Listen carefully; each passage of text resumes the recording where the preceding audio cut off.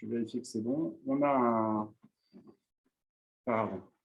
C'est toujours à ce moment-là que la technique se fout de nous, mais ce n'est pas très grave. On a intitulé volontairement cette conférence Vertige de la technologie et enjeux de sagesse, et défis pour la sagesse. Et donc, moi, comme j'ai été formé dans des instances préscolaires, j'ai essayé de suivre le plan. Alors, je pense qu'il faut... alors, c'est là que, justement, la technique se rappelle toujours à notre bon souvenir, au pire moment de notre existence. Si je fais ça, normalement, non. Et si je fais ça, pourquoi? Je suis en train de partager mon écran. Donc, normalement, si tout va bien, c'est que la machine doit être capable de faire ce que je lui demande. Sinon, ce n'est pas très grave. Voilà, ça y est, elle le fait. Ça y est. Et donc, on va entrer tout de suite dans le vif du sujet. Pour constater d'abord qu'on passe notre temps à entendre parler de révolution numérique, on passe notre temps à entendre parler de transformation et d'expliquer à tout le monde qu'on est à l'intérieur d'un processus. La première observation que je voudrais partager avec vous, c'est que ce processus, il est terminé. Ce processus, il est derrière nous. Et ce que nous sommes invités à gérer, ce sont ses conséquences. Alors évidemment, pour embrasser ces conséquences, il faut comprendre de quoi on parle, mais globalement, si vous devez retenir une seule chose, c'est que les révolutions, elles s'achèvent, et que c'est en général après que les choses deviennent intéressantes, parce que c'est après qu'il faut construire ou reconstruire. Il y a un très bon marqueur du fait qu'elle est achevée, c'est cette petite image que j'ai reprise, j'espère que vous la voyez sur vos écrans. De plus en plus, nos enfants vont regarder nos livres avec curiosité, et certains d'entre eux, d'ailleurs, vont essayer de faire ça avec la main sur leur livre ou sur leur magazine et vont s'apercevoir qu'un magazine, ça n'est rien d'autre qu'une tablette, mais qui ne marche pas. Et ça, je crois que c'est important à garder en tête quand on est face à une révolution qui est compliquée en plus. On essaye de la réduire à des explications simples, on essaie de la réduire à des raccourcis. On a même des professionnels du raccourci qu'on appelle des journalistes et qui, en général, essaient de simplifier les choses.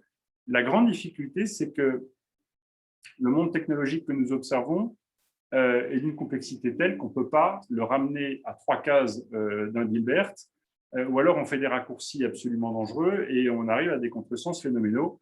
Je vous en ai repris 2 par clin d'œil. Vous aurez les slides pour ceux d'entre eux qui les demandent.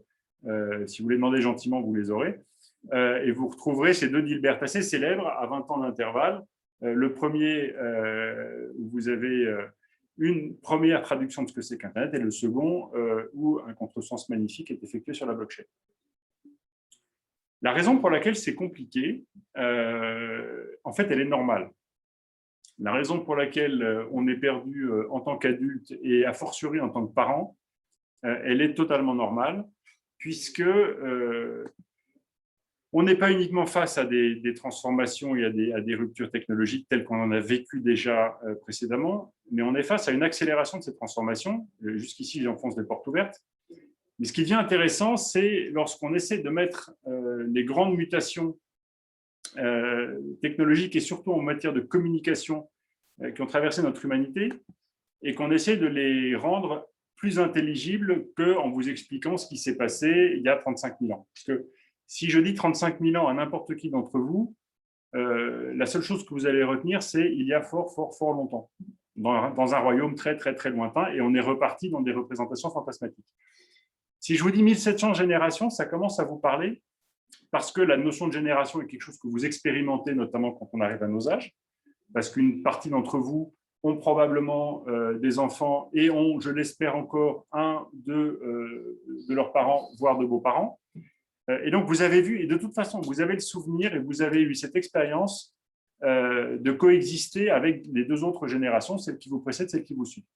Donc, 1700 générations, ça vous dit quelque chose, d'autant que 1700, c'est un nombre qu'on est capable de manipuler. C'est 1700 générations qu'il a fallu pour déployer, propager le langage à travers l'ensemble de l'humanité. L'écriture, qui naît à Sumer, et qui d'ailleurs au départ n'est pas du tout un enjeu d'écriture et un enjeu littéraire, mais un enjeu scriptural, un enjeu de comptage. Il s'agit de compter les quantités de grains qu'il y a dans les sacs de blé. Mais l'écriture, elle traverse à son tour 300 générations. On voit bien là un phénomène de raccourcissement. Néanmoins, 300 générations, c'est encore beaucoup. Gutenberg lui-même transforme complètement la manière de diffuser le savoir en Europe puis dans le monde entier. Et la révolution de l'imprimerie traverse 35 générations. Donc, à nouveau, on a réduit d'un facteur 10, mais on est encore en 35 générations. 35 générations, c'est 10 fois la succession de vos parents, vous-même et vos enfants. Je ne sais pas si vous voyez où je veux en venir. Mais ce qui est intéressant, si on s'arrête 2 secondes sur Gutenberg, c'est que sur Gutenberg, on sait très bien que cette révolution a été difficile, qu'elle n'a pas été au départ simple à admettre, qu'elle a mis du temps à se déployer. Mais force est de constater que depuis les histoires que nous racontent nos grands-parents ou que nous ont raconté nos arrière-grands-parents, l'écrit est une donnée, quelque chose qui est complètement entré, qui a été complètement assimilé dans les modes d'interaction de la société. Alors, je vais rendre hommage tout de suite à celui qui est l'auteur de cette slide, parce que ce n'est pas moi, je ne l'ai fait que la lui repiquer. C'est un professeur, un universitaire extraordinaire qui s'appelle Derrick de Kerkhove, totalement inconnu au bataillon, qui a fait plusieurs conférences absolument passionnantes sur le langage et qui a eu cette idée géniale, qu'il utilise dans un contexte un peu différent. Mais moi, là où je veux en venir, c'est la chose suivante.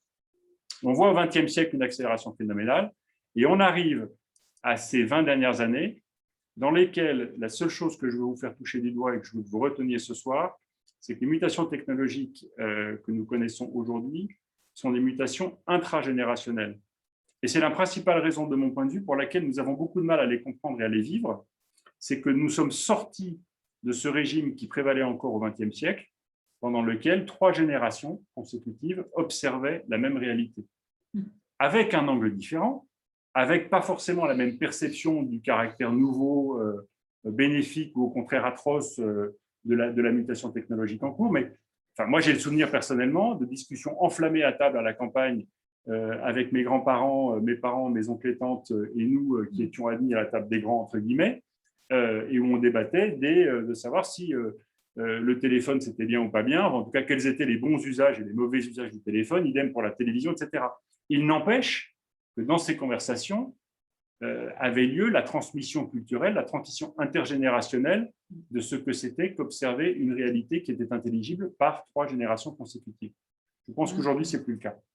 J'ai été un petit peu long pour mettre ça en place, mais je pense que si vous avez ce prisme d'analyse-là, vous avez une clé de décodage extrêmement utile dès que vous faites face à quelque chose que vous ne comprenez pas. Si vous ne comprenez pas, c'est normal, ce n'est pas grave et il faut en parler. Ça, c'est le premier point fondamental. Alors après, je vais passer assez rapidement, mais je veux juste vous donner quelques ordres de grandeur, parce que c'est ça qui est fondamental.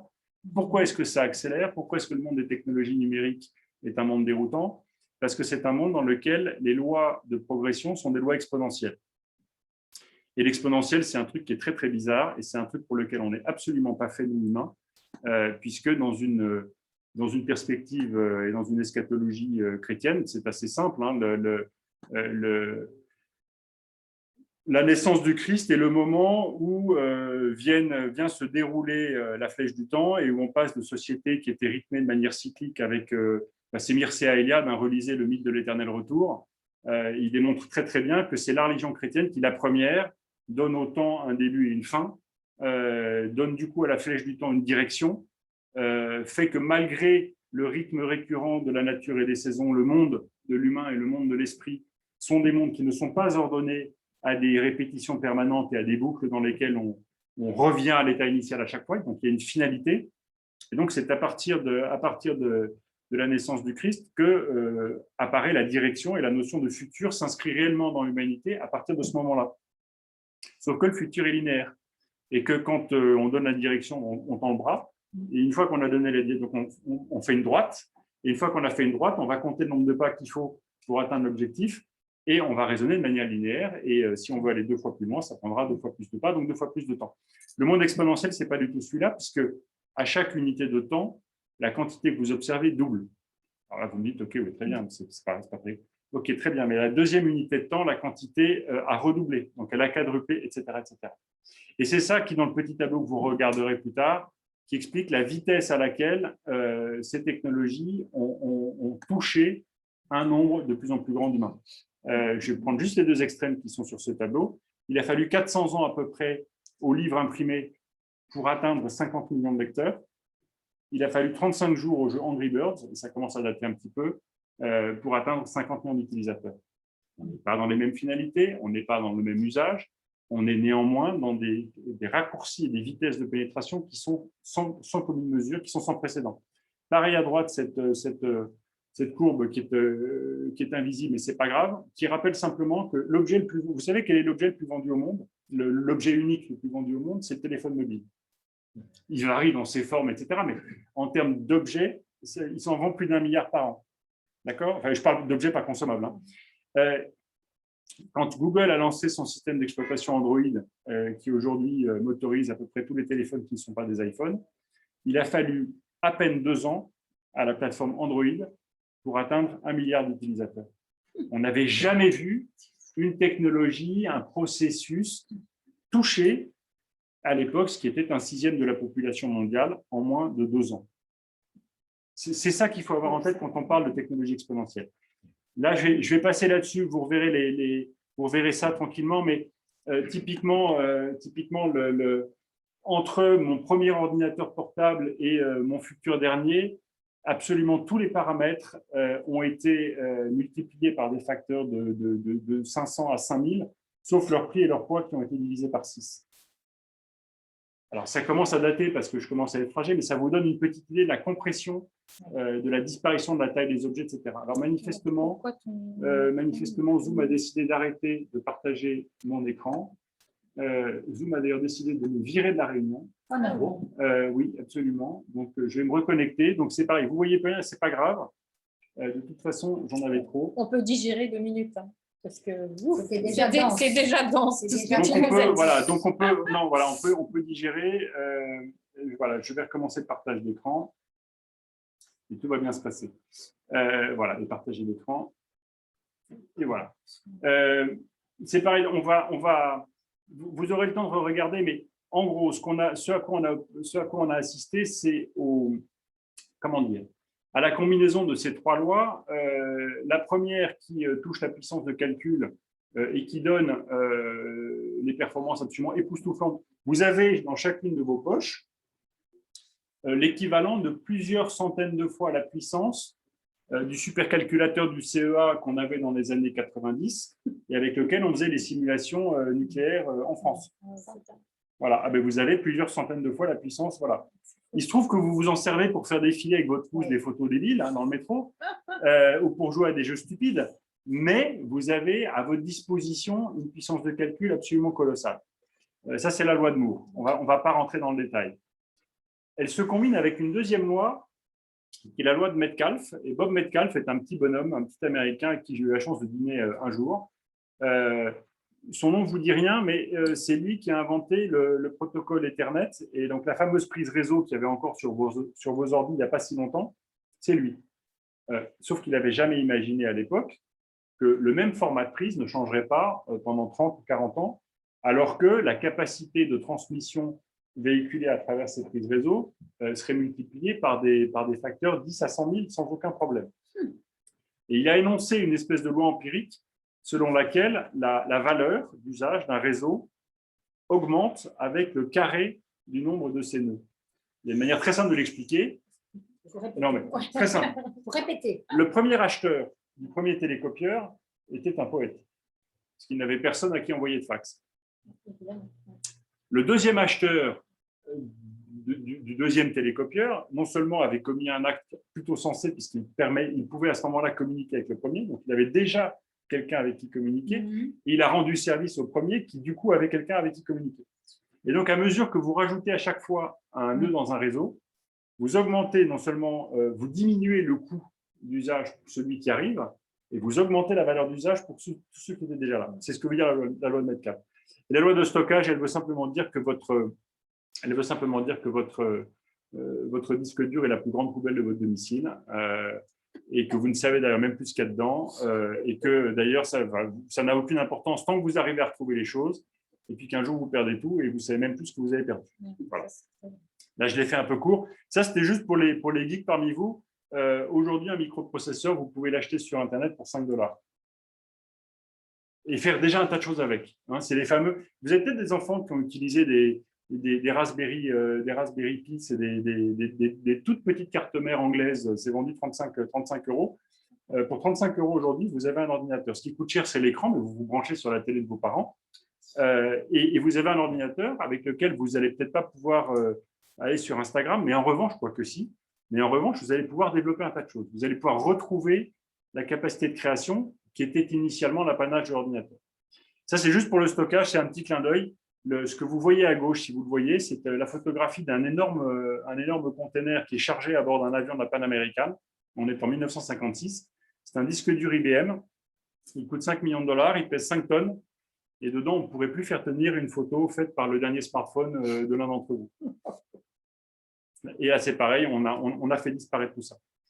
Pourquoi je vous parle de ça? Parce que ce qui est vertigineux, c'est qu'on est en train donc de parler d'objets dont la puissance, dont les capacités doublent tous les 18 mois, qui sont de plus en plus nombreux et qui sont tous connectés les uns aux autres.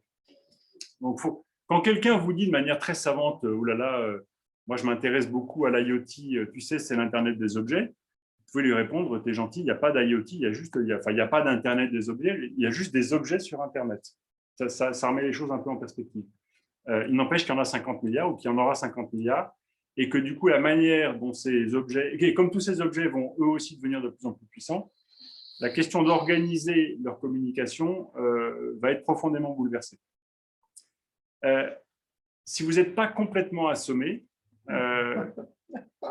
en gros, ce que je suis en train de vous dire, c'est qu'on est dans un rythme d'accélération exponentielle, c'est-à-dire que non seulement ça va plus vite, mais ça va de plus en plus vite. Et il y a une très bonne manière de se le représenter. Il y a la manière évidente qui est sur cette diapositive et la manière cachée que je vais vous expliquer dans 2 secondes. La manière évidente, c'est que vous connaissez tous cette histoire. Qu'elle se passe en Extrême-Orient où vous remplacez les grains de blé par des grains de riz, qu'elle se passe en Europe centrale, qu'elle se passe dans un royaume où l'aventurier demande une pièce d'or, en cas de victoire, demande à ce qu'on mette une pièce d'or sur la première case de l'échiquier, 2 pièces sur la deuxième, et ainsi de suite. Vous savez tous qu'à la fin, le roi est ruiné. Vous savez peut-être moins que si on fait l'exercice avec des grains de riz, sur la dernière case de l'échiquier, le tas de riz qu'il faudrait mettre dépasse en hauteur le mont Everest. Mais le sujet n'est pas là. Ça vous permet de comprendre que l'exponentiel, au bout de quelques dizaines d'itérations, ça devient très grave. Mais quand on dit la deuxième moitié d'échiquier, on dit également autre chose. On dit que dans la deuxième moitié d'échiquier, on arrive à des quantités ou à des nombres qui sont sortis du commensurable. Parce que autant quand je vous parle de millions, ça va. Quand je vous parle de milliards, ça va aussi. Est-ce qu'il y a des milliardaires dans l'audience? Non, mais pour autant, nous voyons tous ce que c'est qu'un milliard. Un milliard, c'est l'unité de compte de tous les plans de relance qu'on nous annonce. On ne sait pas d'où ils viennent, mais ce n'est pas grave. D'ailleurs, c'est assez magique. Hein. À chaque fois qu'on fait un plan de relance et qu'on calcule toutes les mesures qui vont… On arrive pile poil sur un milliard. C'est étonnant. C'est l'unité de compte, évidemment, de la population mondiale. C'est l'unité de compte des profits ou des valeurs boursières des très, très grandes entreprises. C'est l'unité de compte de la fortune des gens qui font la une des classements des magazines qui n'aiment que classer les gens. C'est l'unité de compte de nos déficits publics, etc. Donc, le milliard, on voit. Bon, la dizaine de milliards, c'est beaucoup de milliards. Ouais. Quand on arrive au-delà, quand on arrive aux milliers de milliards, aux millions de milliards, on est tous perdus parce qu'on a perdu précisément le dernier point de repère qui nous permettait de comparer. Et donc, on passe du monde de ce dont je sais que c'est très grand, mais que j'arrive encore à comparer avec quelque chose qui me dit quelque chose, enfin, avec ce vis-à-vis de quoi j'ai encore une référence. Là, on arrive dans le monde de l'incommensurable et dans le monde de ce qui ne veut plus rien dire. Et ça, elle est amusante parce que ça, c'est une planche qui est très ancienne, elle a 5 ou 6 ans maintenant, et qui vous dit ce qui se passait en 2015 en 100 secondes. Et au passage, c'est ce qui est, à la limite, vous pourrez vous amuser à regarder tout ce qu'il y a autour, mais ça, on s'en fiche. Ce qui est très intéressant, c'est la quantité de données qui a été générée en 100 secondes. Ce n'est pas le chiffre qui a de l'importance, c'est le fait que ça ne veut rien dire. Il faut qu'on arrive à admettre l'idée que ça ne veut rien dire et que ça ne veut plus rien dire. Alors, est-ce que c'est grave? Non. Est-ce qu'il faut s'y intéresser? On n'a plus l'image. Vous n'avez plus l'image. Pourtant, là, je partage. Est-ce que c'est le cas de tout le monde de ne plus avoir l'image? Non, pour moi, ça va, j'ai l'image. Moi, je l'ai encore. Ouais. Moi, j'ai l'image aussi. Donc, je suis désolé pour vous parce que ça veut dire que vous êtes un peu la seule. Bon. Donc, voilà, on pourrait y passer des heures, mais ce que j'espère à l'issue de cette brève digression, c'est que d'une part, vous avez le vertige, pour ceux qui ne l'avaient pas déjà. 2, vous savez pourquoi. 3, vous savez que ce n'est pas grave, enfin, en tout cas que c'est normal. Et 4, maintenant, on arrive à la question qui est qu'est-ce qu'on en fait. Mais avant d'attaquer la question qu'est-ce qu'on en fait, il faut bien être au clair sur le fait que nous avons le vertige et que c'est normal. Et comprendre pourquoi peut un peu aider. Alors, maintenant, en quoi est-ce que la technologie et la technologie numérique en particulier vient percuter notre rapport au monde? Quand je me suis posé la question, la première phrase qui m'est revenue, c'est cette vieille phrase de Descartes qui, à un moment, explique que l'homme est comme maître et possesseur de la nature. Et la grande difficulté que nous avons vis-à-vis de la technologie, c'est qu'elle sert d'une certaine manière notre volonté, notre instinct d'être comme maître et possesseur de la nature, voire de la nature humaine, mais qu'elle le fait dans des proportions à une vitesse telle qu'on peut se demander qui va devenir le maître et le possesseur de qui. Donc, c'est l'interrogation avec laquelle j'ai démarré. La première modalité de notre rapport au monde, c'est l'intermédiation par la machine. Puisqu'aujourd'hui, d'ailleurs, le simple fait, c'est grâce à la technologie et c'est grâce aux technologies numériques que j'ai le plaisir de vous parler et que j'espère vous avez pas trop d'ennui à m'écouter. Mais il faut bien que vous soyez conscient que ce qui est en train de se passer là, alors parfois j'appelle ça, je crois que j'ai une planche là-dessus. Bon, je ne sais pas si on y reviendra. En tout cas, ce qui est en train de se passer là, c'est quand même assez étonnant. Hein. C'est quelqu'un à côté duquel il y a quelqu'un d'autre, 2 personnes qui sont face à une caméra qui transmet une image numérisée avec du son. Donc il y a une caméra, un micro qui sont en jeu. Il y a un ordinateur qui fait en sorte que les deux se combinent à peu près proprement. Il y a un logiciel sur cet ordinateur qui est connecté à un service sur Internet qui fait en sorte que vous puissiez à peu près observer correctement. Au milieu, il y a le réseau Internet qui nous a permis de faire… Voilà. Et donc, il y a en fait toute une chaîne technique assez complexe qui va d'un bout à l'autre, qui va de moi à Odile ou à Sera Laetitia. Et d'ailleurs, si parfois l'une d'entre vous a des difficultés ou l'un d'entre vous a des difficultés à entendre, c'est lié au maillon faible de la chaîne technique. On ne sait jamais où il est, mais il suffit que le micro de celui qui parle soit pas bon pour que tout le monde souffre d'un déficit d'audition. Il suffit que de l'autre côté, en revanche, votre écran soit pas bon pour que vous ayez du mal à voir ce que les autres voient bien. Donc, il faut bien s'apercevoir de ça. Et la première interface qui a pris le pas sur toutes les autres dans un premier temps, ça a été l'écran. C'est traduit par cette espèce de descriptif de l'évolution de ce qu'est devenu un téléphone mobile. Aujourd'hui, un téléphone mobile, c'est une dalle avec des coins arrondis pour pas qu'on se fasse mal. On ne voit même plus où est la caméra, en tout cas la caméra de devant. Il n'y a quasiment plus de boutons. Tout a été évacué au profit de l'écran. Bon. Et donc, là, on parle de la vue. On voit très bien depuis quelques années également tous les efforts que font les Amazon, les Google & Co. Pour faire en sorte que l'audition, enfin la voix et l'ouïe soient associés de plus en plus à cette expérience. Et donc, c'est pas un hasard. Hein. Si vous trouvez des enceintes connectées à un prix défiant toute concurrence, n'importe quel électronicien dans cette audience sait, en faisant le calcul, que ces objets sont vendus à perte. Et quand vous faites le coût cumulé de tous les composants qu'il y a dans une enceinte connectée, elle ne peut pas être vendue au prix auquel elle est vendue en grande distribution. Elle est forcément sponsorisée. C'est donc qu'il y a un intérêt à développer cet usage d'interaction parce que la voix, c'est naturel. Et je ne sais pas, combien d'entre vous, alors je ne vois pas tout le monde, mais combien d'entre vous ont déjà dicté des SMS à leur téléphone? Ah ben voilà, ma sœur, vous me faites un plaisir immense parce que moi, mon épouse est absolument pas geek, mais alors pas du tout. Et c'est elle qui m'a montré un jour, je la voyais parler à son téléphone, je ne comprenais pas, mais en fait, elle dictait ses SMS. Et c'est très intéressant parce que ça veut dire que l'usage lui était venu de manière complètement naturelle. Elle ne s'était pas posé la question de comment ça marchait. Et elle l'avait fait parce que c'était plus simple que de faire du deux doigts sur un écran. Et l'étape d'après, ça va être de demander à sa montre ou demander à son téléphone de dire, ben voilà, si je prends le cas d'un iPhone, d'ici, alors je ne vais pas le dire trop fort, sinon il va le faire, mais vous demandez à l'assistant vocal d'appeler François sur son téléphone portable. Vous pouvez faire ça en marchant dans la rue, ça marche très bien. Ça marche très, très bien.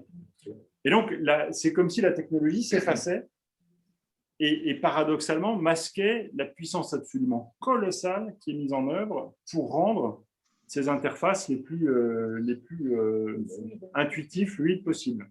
Et là, j'ai rajouté la montre, non pas parce que ça fait bien, mais parce que je me suis aperçu que les modalités de vibration d'une montre connectée vous permettent assez facilement d'apprendre un certain nombre de gestes et de circonstances. Je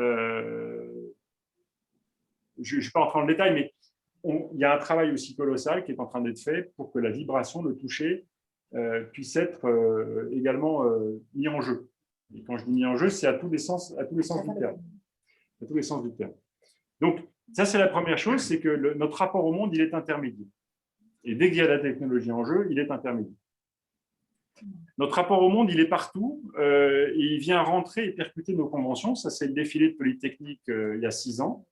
Là, je vous en ai mis qu'une photo, mais j'en ai plein d'autres. Je ne me suis aperçu qu'après avoir fait ces photos du nombre de personnes, y compris de militaires, qui étaient sur le point de défiler et qui avaient des caméras ou des téléphones mobiles dans la main. Donc là, c'est pareil, la technologie, elle est partout. Je ne suis pas en train de vous dire si c'est bien ou si c'est mal, je suis simplement en train de vous dire que notre rapport au monde est intermédiaire. Notre rapport au monde, il est aussi assez curieux parce que de plus en plus, les gens qui rêvent de technologie commencent à rêver de l'espace. Alors ça, c'est une photo de la Lune que j'ai prise avec mes petites mains la semaine dernière. Et ça, c'est une autre vue du ciel qui énerve beaucoup les astronomes amateurs. Est-ce que vous savez ce que sont tous ces petits points qui sont affichés dans le ciel? C'est les satellites de la constellation Starlink d'Elon Musk. Comme SpaceX les lance par lot de 60 et qui mettent un petit peu de temps à chacun de trouver leur orbite propre, ben pendant un certain nombre de révolutions autour de la Terre, on voit un train de points lumineux qui passe. Alors, en raison des protestations nourries, notamment des astronomes amateurs, ils ont pris des décisions, ils testent des revêtements et des peintures beaucoup moins réfléchissantes de manière à ne pas créer de pollution visuelle.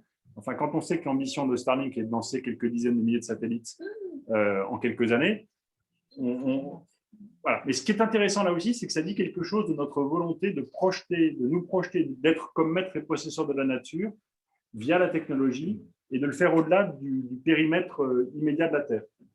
D'ailleurs, le fameux Elon Musk lui-même a écrit il y a quelques années déjà, qu'il lui voulait mourir sur Mars, mais de préférence pas à l'atterrissage.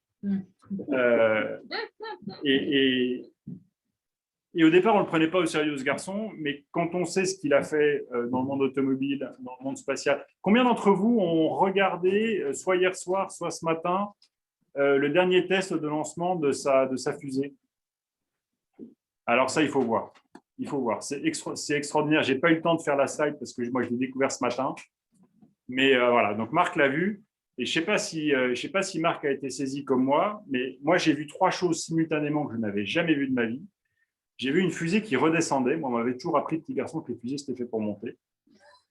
Alors, OK, on avait déjà vu des fusées qui redescendaient, mais là, cette fois-ci, j'ai vu une fusée. Oui, mais là, j'ai vu une fusée qui redescendait à l'horizontale. Et ça, je suis désolé, mais on n'avait jamais vu une fusée redescendre à l'horizontale. Et j'ai vu une fusée qui, après être redescendue à l'horizontale, s'est posée de là où elle était partie. Bon, il se trouve qu'ensuite, j'ai vu une fusée qui explosait, mais après avoir atterri. Mais l'ensemble, la combinaison de tous ces événements mis bout à bout était complètement inédite. Ça dit quelque chose aussi de la volonté, pas uniquement de puissance, mais de cette espèce de volonté perpétuelle de l'homme d'aller explorer plus loin ailleurs. Et simplement, on dispose aujourd'hui de moyens technologiques assez différents de ceux dont disposait Magellan, et donc d'une capacité d'exploration qui est beaucoup plus rapide.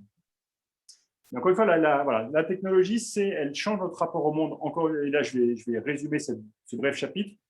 Elle change notre rapport au monde en ce qu'il devient complètement intermédiaire.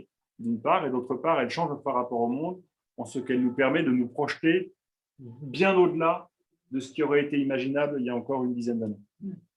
Encore une fois, quand SpaceX a annoncé qu'ils allaient faire réatterrir des fusées, l'ensemble de l'industrie a rigolé en disant « Attendez, il ne vient pas de l'industrie spatiale, c'est un vrai métier. C'est un vrai métier, ma bonne dame, il faut des années, ça coûte très cher, on ne peut pas se permettre de faire exploser les fusées dans tous les sens. Et puis d'abord, faire réatterrir des fusées, ça n'a aucun sens, il n'y arrivera jamais. » SpaceX a divisé les coûts de lancement par rapport aux solutions traditionnelles d'un facteur 3 à 4 de mémoire, et donc rend possible aujourd'hui l'accès à l'espace à des sociétés et à des produits, à des services qui n'y auraient jamais eu accès auparavant. Et ça s'est fait en moins de 10 ans. À nouveau, compression du temps. Alors, la deuxième question qui m'était posée, c'était notre rapport à autrui. Alors, notre rapport à autrui, la première chose, un peu dans la foulée de ce qu'on vient de se dire, c'est que notre rapport à autrui, il est complètement intermédié par la technologie aujourd'hui.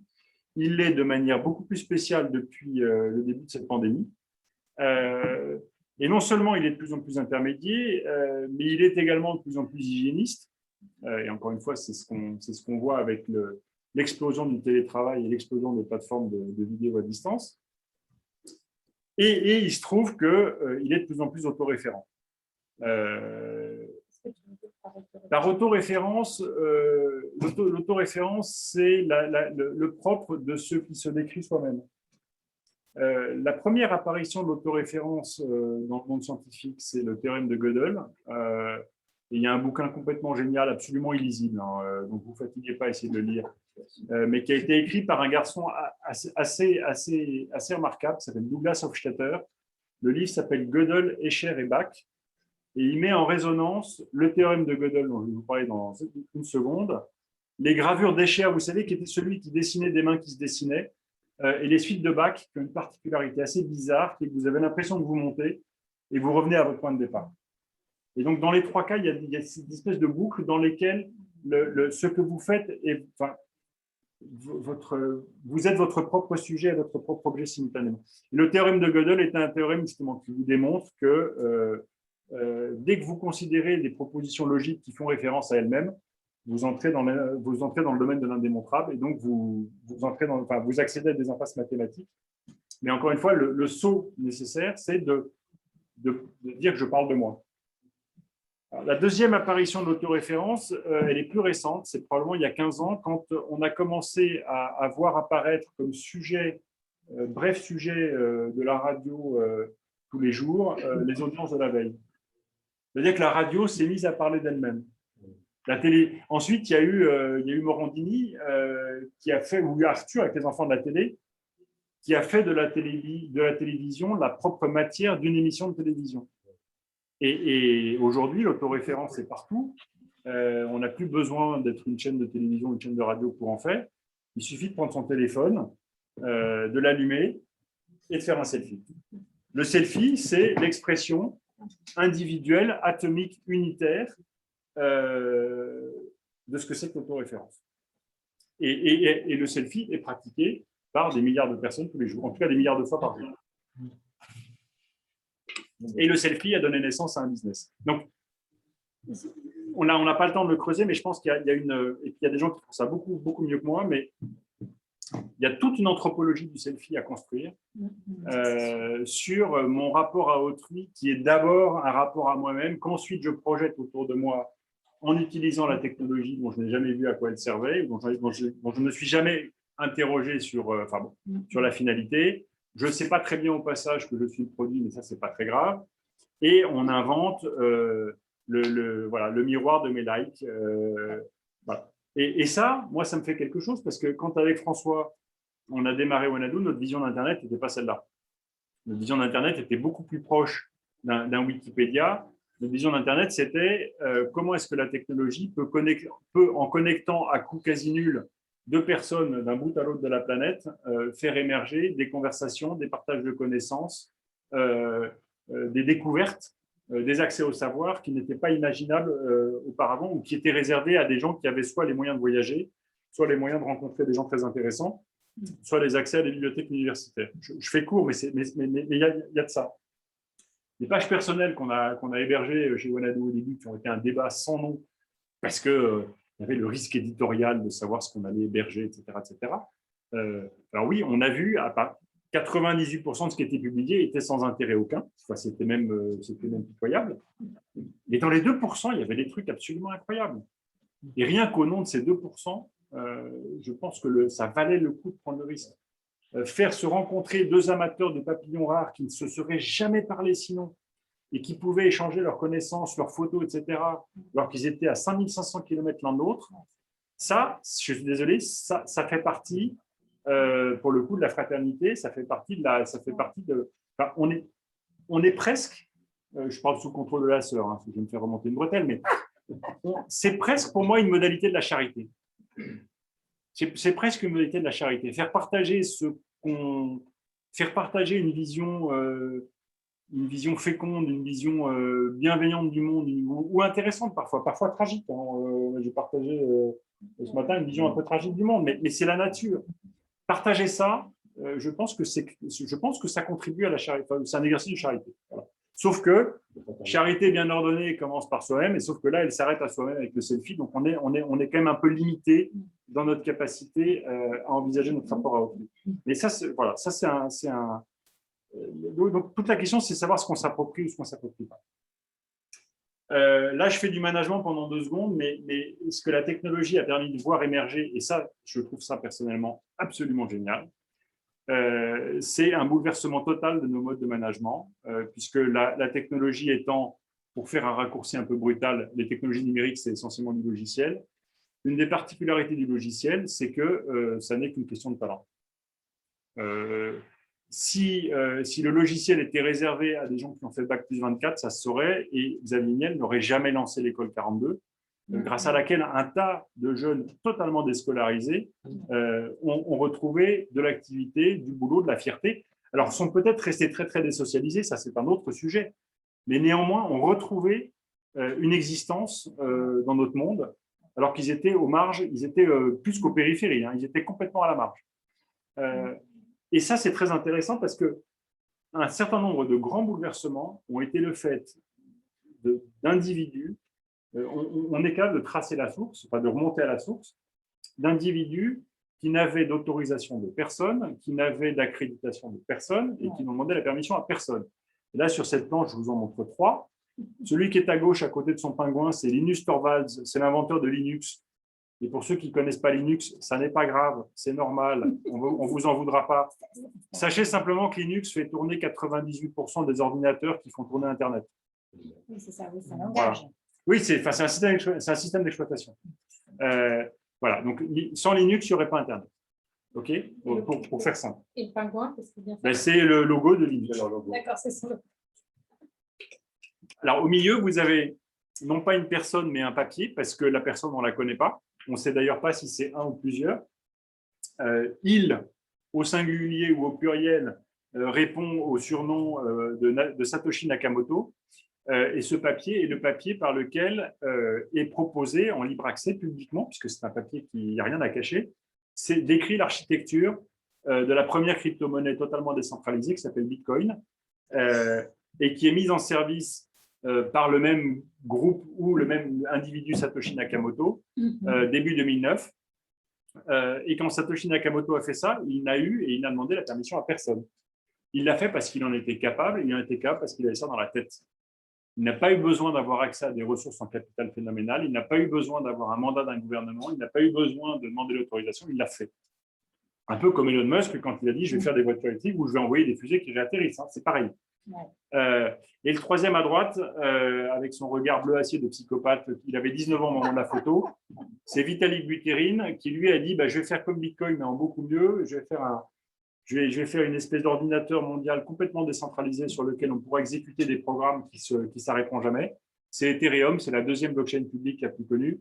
Il y a eu plein de problèmes sur Ethereum, mais ce n'est pas très grave. Ce qui est intéressant, c'est que c'est parti d'Ingus, il n'y a pas de diplôme en informatique et qui a demandé la permission à personne. Et ça, c'est propre à la technologie. Et d'une certaine manière, si on essaie de garder cette intervention dans le cadre de Talent et Foi, eh ben, c'est une question de talent. Et on sait très bien, nous, qui vivons dans la foi, que la grâce a permis à des personnalités incroyables d'émerger un peu partout dans le monde, qui ont demandé… Bernadette, elle n'avait rien demandé à personne. Alors rien, même pas la permission. Elle n'avait rien demandé. La petite Thérèse, elle avait probablement demandé la grâce dans le secret de son cœur, mais elle n'a pas demandé d'autorité. Enfin, il y a une quantité de saints et de saintes qui sont apparus comme ça, qui ont tout donné par talent et par grâce. Et d'une certaine manière, encore une fois, je ne veux pas vous faire une analogie qui aille trop loin, mais il y a quelque chose, il y a un dialogue qui est possible, à mon avis, sur ce plan-là, entre ces deux univers qui se connaissent pas bien. Et puis, ça en management, mais ça, c'est un petit clin d'œil. C'est que, là, c'est une métaphore que j'adore. Pour ceux qui ne voient pas forcément très bien, on y découvre le sport olympique, à mon avis, le plus débile que je connaisse. En tout cas, le plus étrange. Non, je n'ai pas apporté de jugement de valeur. Le plus étrange, c'est le curling. Ah non, mais c'est très étrange, le curling. Jusqu'à ce que le yo-yo devienne un sport olympique, pour moi, ça reste le truc le plus bizarre. Mais ce qui est fascinant dans le curling, c'est que tout le monde croit que l'enjeu, la personne essentielle, c'est le lanceur qui va lancer le palet pour qu'il arrive au bon endroit, alors que pas du tout. Les plus importants dans le système, c'est les balayeurs. Et les balayeurs, ils ne font qu'une chose, c'est préparer les chemins du palet. Hein, voilà, je vois la sœur qui se marre, c'était un peu pour vous. Mais les balayeurs, ils sont là pour aplanir. Non, mais il faut relire. Ils aplanissent les montagnes, ils enlèvent les collines. Enfin, en gros, ils font en sorte que le palet puisse aller à destination. Donc, ils préparent les chemins. Et il se trouve que le mode de management, le seul mode de management qui tienne dans cet univers des technologies numériques, c'est le fait de permettre aux gens d'exprimer leur talent et ensuite de leur simplifier la vie au maximum. Et quand on a des enjeux de développement numérique et qu'on manage des talents dans ce domaine-là, le seul moyen d'arriver à quelque chose, et le meilleur moyen d'arriver à quelque chose, c'est de leur donner quasiment carte blanche, du moment qu'ils adhèrent à l'objectif, de leur donner carte blanche et de leur simplifier la vie sur tout le reste. Voilà. Je n'ai pas le temps de développer, mais cette métaphore-là, elle est très, très intéressante et je pense qu'il y a tout un cours de management à faire sur le curling. Plutôt que d'inviter les prochaines fois que dans vos organisations, vous vous direz, tiens, je vais prendre un athlète de haut niveau. Non, non. Allez chercher. Alors, l'équipe de France de curling, je ne suis pas sûr qu'elle existe. Pas plus que l'équipe de Jamaïque de bobsleigh, mais allez regarder de ce côté-là. Je pense qu'il y a énormément à apprendre de ce geste qui consiste à ne jamais toucher le palet, à très humblement s'effacer devant ce qui a été lancé, et à faire en sorte que ça puisse aller le plus loin possible en enlevant toutes les aspérités qui pourraient s'y opposer. Exactement. Très intéressant. Voilà. Et ça, donc sur la partie transformation managériale, encore une fois, il n'y a que 3 lois qui vaillent. La première, c'est que c'est celui qui a développé qui a gagné. C'est-à-dire que dans un débat ou dans une dispute, c'est celui qui a avec le prototype qui doit être écouté en premier. La deuxième règle, c'est que ce qui est fait est mieux que ce qui est parfait. Enfin, il faut préférer ce qui est fait à ce qui est parfait. Et la troisième, que je viens déjà de vous énoncer, c'est que la seule limite est le talent. Et que dès que votre activité touche à ces domaines-là, votre seule obsession tous les matins, ça doit être de vous dire comment je fais en sorte de ne pas perdre mes talents et comment je fais en sorte de recruter ce dont j'ai besoin et de leur donner le maximum de champs pour qu'ils s'épanouissent. Alors, on arrive ensuite et enfin à la dernière partie qui est notre rapport à l'avenir. Et alors, notre rapport à l'avenir, c'est très bizarre parce que quand on essaie de croiser la question du vertige de la technologie, du rapport à l'avenir, ça se passe assez vite, assez mal. Pourquoi ? Parce que vous représentez ou vous donnez à voir l'avenir à travers des écrits, des chiffres et des projections, en général, ça n'intéresse personne. Ensuite, on sait maintenant que c'est faux, puisque comme tout est exponentiel, la moindre erreur d'appréciation que vous faites en année 1 a doublé en année 2, a quadruplé en année 4. Autrement dit, vous ne savez plus rien au bout de 5 à 6 ans, vous ne pouvez plus rien prévoir. Donc, tous ceux qui vous racontent que la technologie permettra ceci, cela, en fait, n'en savent pas plus que vous. Hein. La seule différence par rapport à vous, c'est qu'ils n'ont pas l'humilité de le reconnaître. Mais sinon, c'est ça. Et donc, en général, quand on se pose la question de l'avenir et de la technologie, on va interroger le cinéma. Parce que le cinéma, c'est le seul art dans lequel le réalisateur essaye de vous donnez à voir une réalité et qui doit être un minimum crédible, en tout cas cohérente. Que ça se produise comme ça ou pas, ça n'a pas d'importance. Ce qui est important, c'est qu'au moment où vous voyez, vous dites, tiens, ça pourrait se produire comme ça. Et donc, l'ensemble des aventures technologiques en général, elles sont souvent, les précurseurs, c'est le cinéma, et c'est dans le cinéma qu'un certain nombre d'entrepreneurs vont chercher l'inspiration en se disant, et si je rendais possible ce dont a rêvé Spielberg. Je pense à l'exemple là, parce que ça, je pourrais vous raconter un jour, mais sans doute pas ce soir. Vous vous souvenez de Minority Report ou pas? Non. Ce film dans lequel vous avez Tom Cruise, qui fait partie de la police du pré-crime, et ils ont 3 voyants un peu bizarres qui sont capables de voir des bouts de futur quelques heures avant qu'ils ne se produisent, mais ils ont des images très partielles, et donc tout l'enjeu quand on voit ce que voient ces voyants, c'est de comprendre ce qui se passe, où c'est, et si on peut intervenir à temps, c'est-à-dire intervenir avant. Voilà. Et il se trouve que là-dedans, il y a une scène qui est assez connue dans laquelle le héros traverse les images pour essayer de comprendre et donc interagit avec un très grand écran en bougeant ses doigts. Bon. Il y a une startup qui a développé les gants, je les ai mis, j'ai joué avec. Voilà, mais ça, c'est pas pour frimer, c'était juste pour vous dire que la vraisemblance cinématographique vient ensuite inspirer la réalité. Alors, le problème, c'est que quand on regarde certains films, ben voilà, on arrive à ça. Alors ça, c'est probablement, s'il y a un film qu'il faut que vous voyez après avoir assisté à cette conférence, c'est Cloud Atlas. Hein?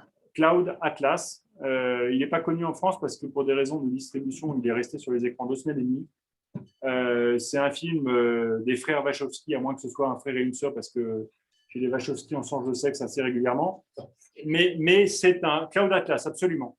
Cloud Atlas, alors ça dure 3 heures, mais on ne s'en rend pas compte. C'est un ovni. C'est un ovni. C'est un des films qui m'a le plus marqué. Mais dans Cloud Atlas, vous avez ça, c'est Séoul en 2144 parce que le niveau de la mer a considérablement monté. Et donc, ceux qui ont les moyens se réfugient en hauteur et les autres restent en bas. Voilà. Donc, ça c'est Cloud Atlas. Et j'arrête là, mais j'aurais pu vous en montrer d'autres. Il y a quelqu'un qui a très bien résumé, avec un peu d'humour, cette question de nos projections dans le futur et de la réalité auquel elles conduisent. C'est Peter Thiel, qui est un garçon assez controversé, mais qui a quand même eu cette phrase assez géniale qui était voilà, « Nous avions rêvé de voitures volantes ». Et ça, je pense que ça parle à peu près chacun des hommes présents dans cette audience, parce que quand on était gamin, on a tous eu cette présentation-là. On avait rêvé de voitures volantes et on a eu 140 caractères, on a eu Twitter. Et le décalage entre cette espèce de projection de s'affranchir de la gravité, pouvoir se déplacer beaucoup plus librement, un peu comme dans Star Wars. Dans Star Wars, vous avez des trains de circulation d'objets, de cargo, de convois qui se croisent dans le ciel. Ça reste encore une représentation collective très, très forte, mais qu'on n'arrive pas à atteindre pour le moment. Et à la place, on a 140 caractères.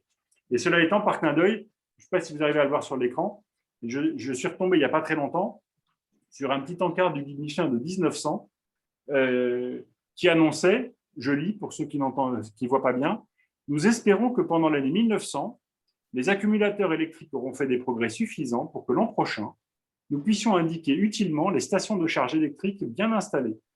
À l'heure actuelle, donner ce renseignement nous paraît prématuré. » Guide Michelin 1900. Alors, vous avez une autre citation qui est assez connue d'un monsieur qui s'appelle Clark et qui a énoncé des lois empiriques, parce que les Américains aiment bien énoncer des lois empiriques, mais ça marche bien. Et Clark est crédité d'une loi qui dit que toute technologie suffisamment avancée ne peut pas être, comment dire, elle ne peut pas être différenciée de la magie. C'est-à-dire que la technologie devient quelque chose, la technologie n'est réellement avancée que quand on la voit à l'œuvre, on a l'impression qu'on est face à de la magie. Et ça donne aussi une idée de la représentation du futur que nous avons et des projections qu'on peut se faire. Et ce, d'autant plus qu'en fait, demain c'est juste le lieu mythique dans lequel se trouvent 99% de nos désirs, de nos choses à faire, de notre productivité, de notre développement économique, de tout le reste de notre vie. Et alors, il me reste enfin à passer rapidement sur notre rapport à l'humanité elle-même. Parce qu'on voit bien que dans cette espèce de vertige de la technologie, derrière ce vertige se cache une tentation qui est de considérer qu'en fait, l'humain n'est quand même pas capable de grand-chose, en tout cas très, très limité dans ses capacités d'action. On est très content que grâce à quelques génies qui concentrent le pouvoir, on ait enfin la possibilité de s'affranchir d'un certain nombre de contraintes humaines. Mais fondamentalement, on se met en retrait spontanément de la question parce qu'on considère, alors il y a des phrases que vous avez tous entendues qui est « Ah oui, ça j'y connais rien, je ne suis pas compétent ». Ce n'est pas parce que vous n'êtes pas compétent que vous n'avez pas le droit de demander pourquoi ça marche. Et vous n'avez pas le devoir de demander à quoi ça sert. Et si on vous répond, si la réponse n'est pas satisfaisante, de reposer la question. Vous avez le droit de reposer la question. On a le droit de ne pas comprendre. Et ça, à mon avis, c'est très important. Et c'est la question des humanités. Et c'est toute la question de l'enseignement et de l'éducation, parce que si on y prend garde, on va ne former qu'une seule typologie dans la génération qui nous suit, qui est la génération Greta. Et la génération Greta, elle sait réagir de manière très mobilisatrice, mais elle n'a aucun recul parce que ce n'est pas son sujet. Et le problème, c'est que quand on n'a aucun recul, on commence à raconter des bêtises, et quand on n'a aucun recul, il y a un gros mégaphone, on raconte de très grosses bêtises à un très grand nombre de gens. Et comme ces gens, eux aussi, n'ont aucun recul, on finit par leur raconter n'importe quoi. Et on entre dans le mode de l'émotion. Et je ne vous parle même pas de fake news, hein. Je ne vous parle pas de tentatives de manipulation des masses à grande échelle. Non. Je vous parle simplement de Greta, qui pour moi est un emblème extrêmement dangereux de ce que deviendra notre jeunesse si on ne leur apprend pas ce qu'on appelle les humanités. Et les humanités, c'est trois matières plus une attitude. Les trois matières qui ne devraient jamais être négociées dans un corpus d'enseignement, elles sont là, c'est les maths et la science. Parce que si vous ne savez pas compter, vous ne savez pas comparer. Et si vous ne savez pas comparer, si vous n'avez pas de maîtrise des ordres de grandeur, vous ne savez pas vous repérer. La philosophie, parce que si vous ne comprenez pas qui vous êtes, à quoi ça sert, pourquoi on est là et comment on fonctionne, je parle de la philosophie, hein, je parle de l'interrogation du réel, je parle de l'interrogation des grandes questions que nous, humains, nous posons au sujet de nous, humains, et du monde qui nous entoure. Je ne vous parle pas de l'histoire de la philosophie, ni encore moins de l'histoire de la philosophie contemporaine. Hein, je veux qu'on soit bien d'accord. C'est l'interrogation du réel. Et puis l'histoire. Parce que si vous n'avez pas le moindre recul en termes d'histoire, vous ne pouvez pas comprendre quand se rejouent des choses qui se sont déjà rejouées 25 fois. Vous ne pouvez pas comprendre, vous ne pouvez pas apprécier à leur juste valeur les mouvements géopolitiques qui sont en cours derrière les sujets de technologie. On se réveille comme des grands naïfs en se disant « Oh là là, il y a une crise sur les puces électroniques ». Et donc, on a Thierry Breton qui s'agite et qui fait des moulinets avec les bras à Bruxelles. Et c'est il y a 20 ans qu'il fallait… Tout était déjà écrit il y a 20 ans. On n'a pas voulu le voir. On n'a pas voulu le voir parce qu'on n'a pas considéré à l'époque que c'était des sujets sérieux. Parce que vous comprenez, les composants électroniques, c'est du silicium. Le silicium, c'est du sable. On sait bien d'ailleurs, nous, dans notre théologie chrétienne, que construire sur du sable, ça n'a aucun intérêt.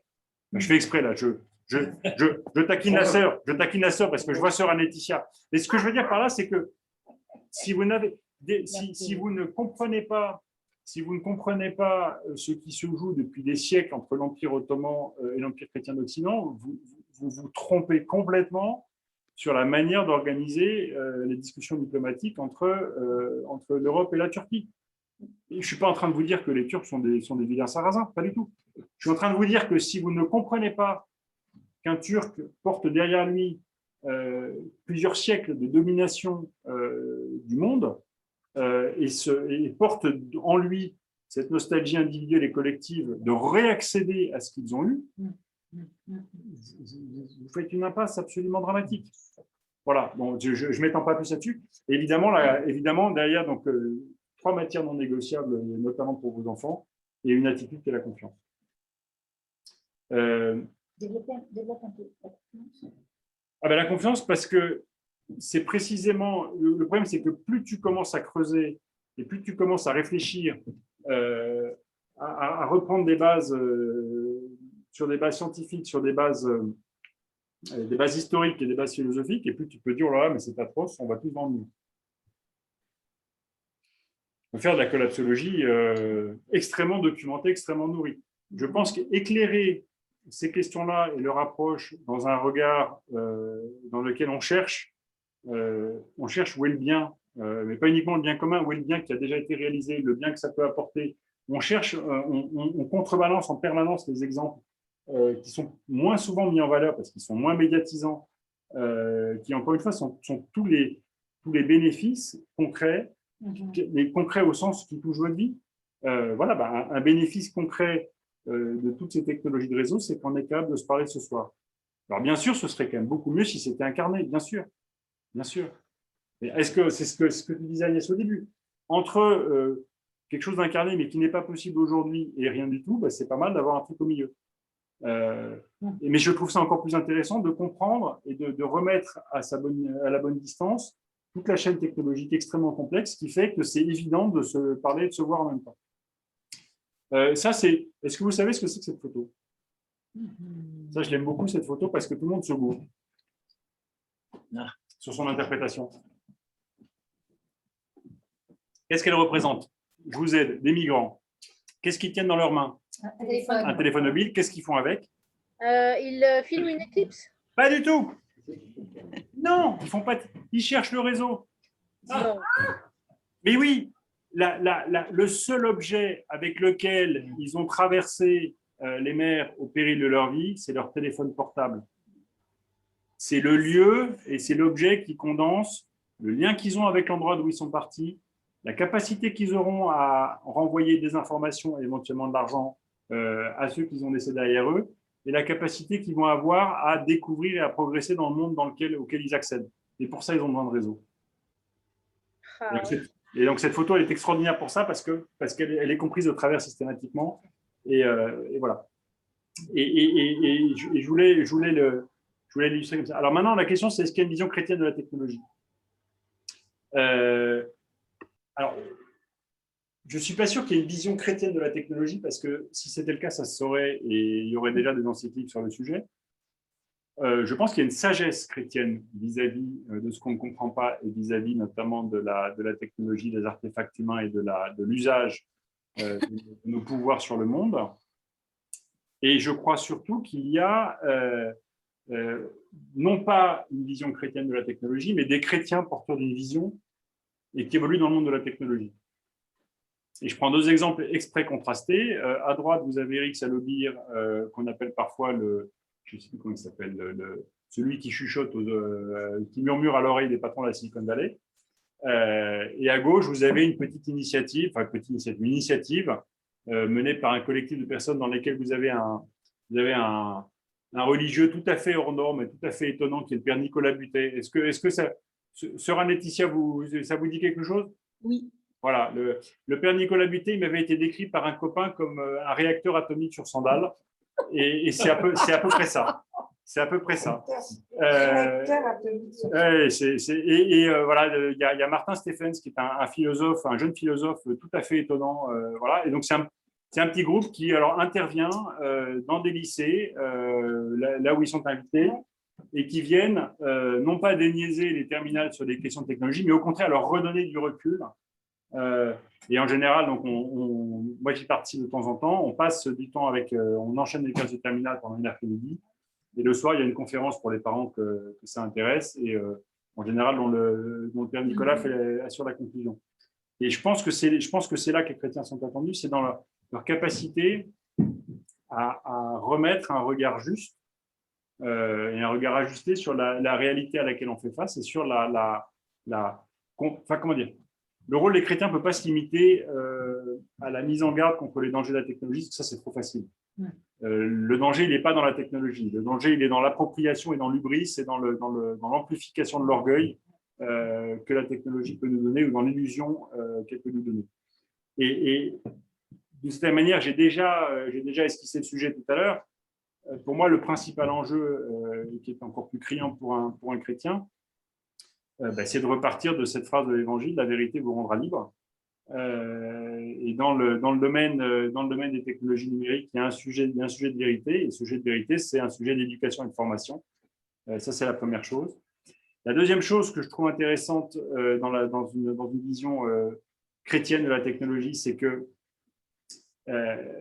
on va voir de plus en plus, même si ça n'apparaît pas encore, monter la question de la décentralisation. De cette manière, les crypto-monnaies sont un premier coup de boutoir de décentralisation face à un monde ultra contrôlé, ultra régulé, ultra centralisé, permettant justement à ceux qui le souhaitent de faire sans demander la permission. Et ça, je pense que c'est très, très important. Ce qu'il faut, c'est arriver à faire circuler une grâce qui soit commune. Mais d'une certaine manière, l'évangélisation du bassin méditerranéen par saint Paul, elle n'aurait pas pu être faite dans le laps de temps dans lequel il l'a faite s'il n'avait pas décentralisé. Alors après, il a eu 2-3 petits problèmes de contrôle, et donc il fallait qu'il réécrive aux églises pour les recadrer un peu. Mais ça fait partie du risque à prendre, c'est le risque humain. Mais il a eu dans l'ordre de l'efficacité un rayonnement phénoménal parce qu'il est allé semer des graines et qu'il a continué. Il ne s'est pas arrêté en disant « Ok, je vais vous expliquer, je vais contrôler le truc, je vais m'installer là et je vais faire un machin parfait. » Mais en fait, dont le périmètre et dont la portée sera très, très faible. Il a fait presque le contraire. Et enfin, il y a une notion qui, à mon avis, est très, très chrétienne aussi. Une réflexion que je développe de plus en plus, qui est celle de la confiance transitive. On est en train de perdre complètement on est en train de sortir du régime dans lequel on a confiance dans des institutions ou dans des paroles ou dans des savoirs uniques ou dans des personnalités, parce que tout ça craque de partout, pour un tas de raisons qu'on n'a pas le temps de commenter ici, mais dont on pourrait parler.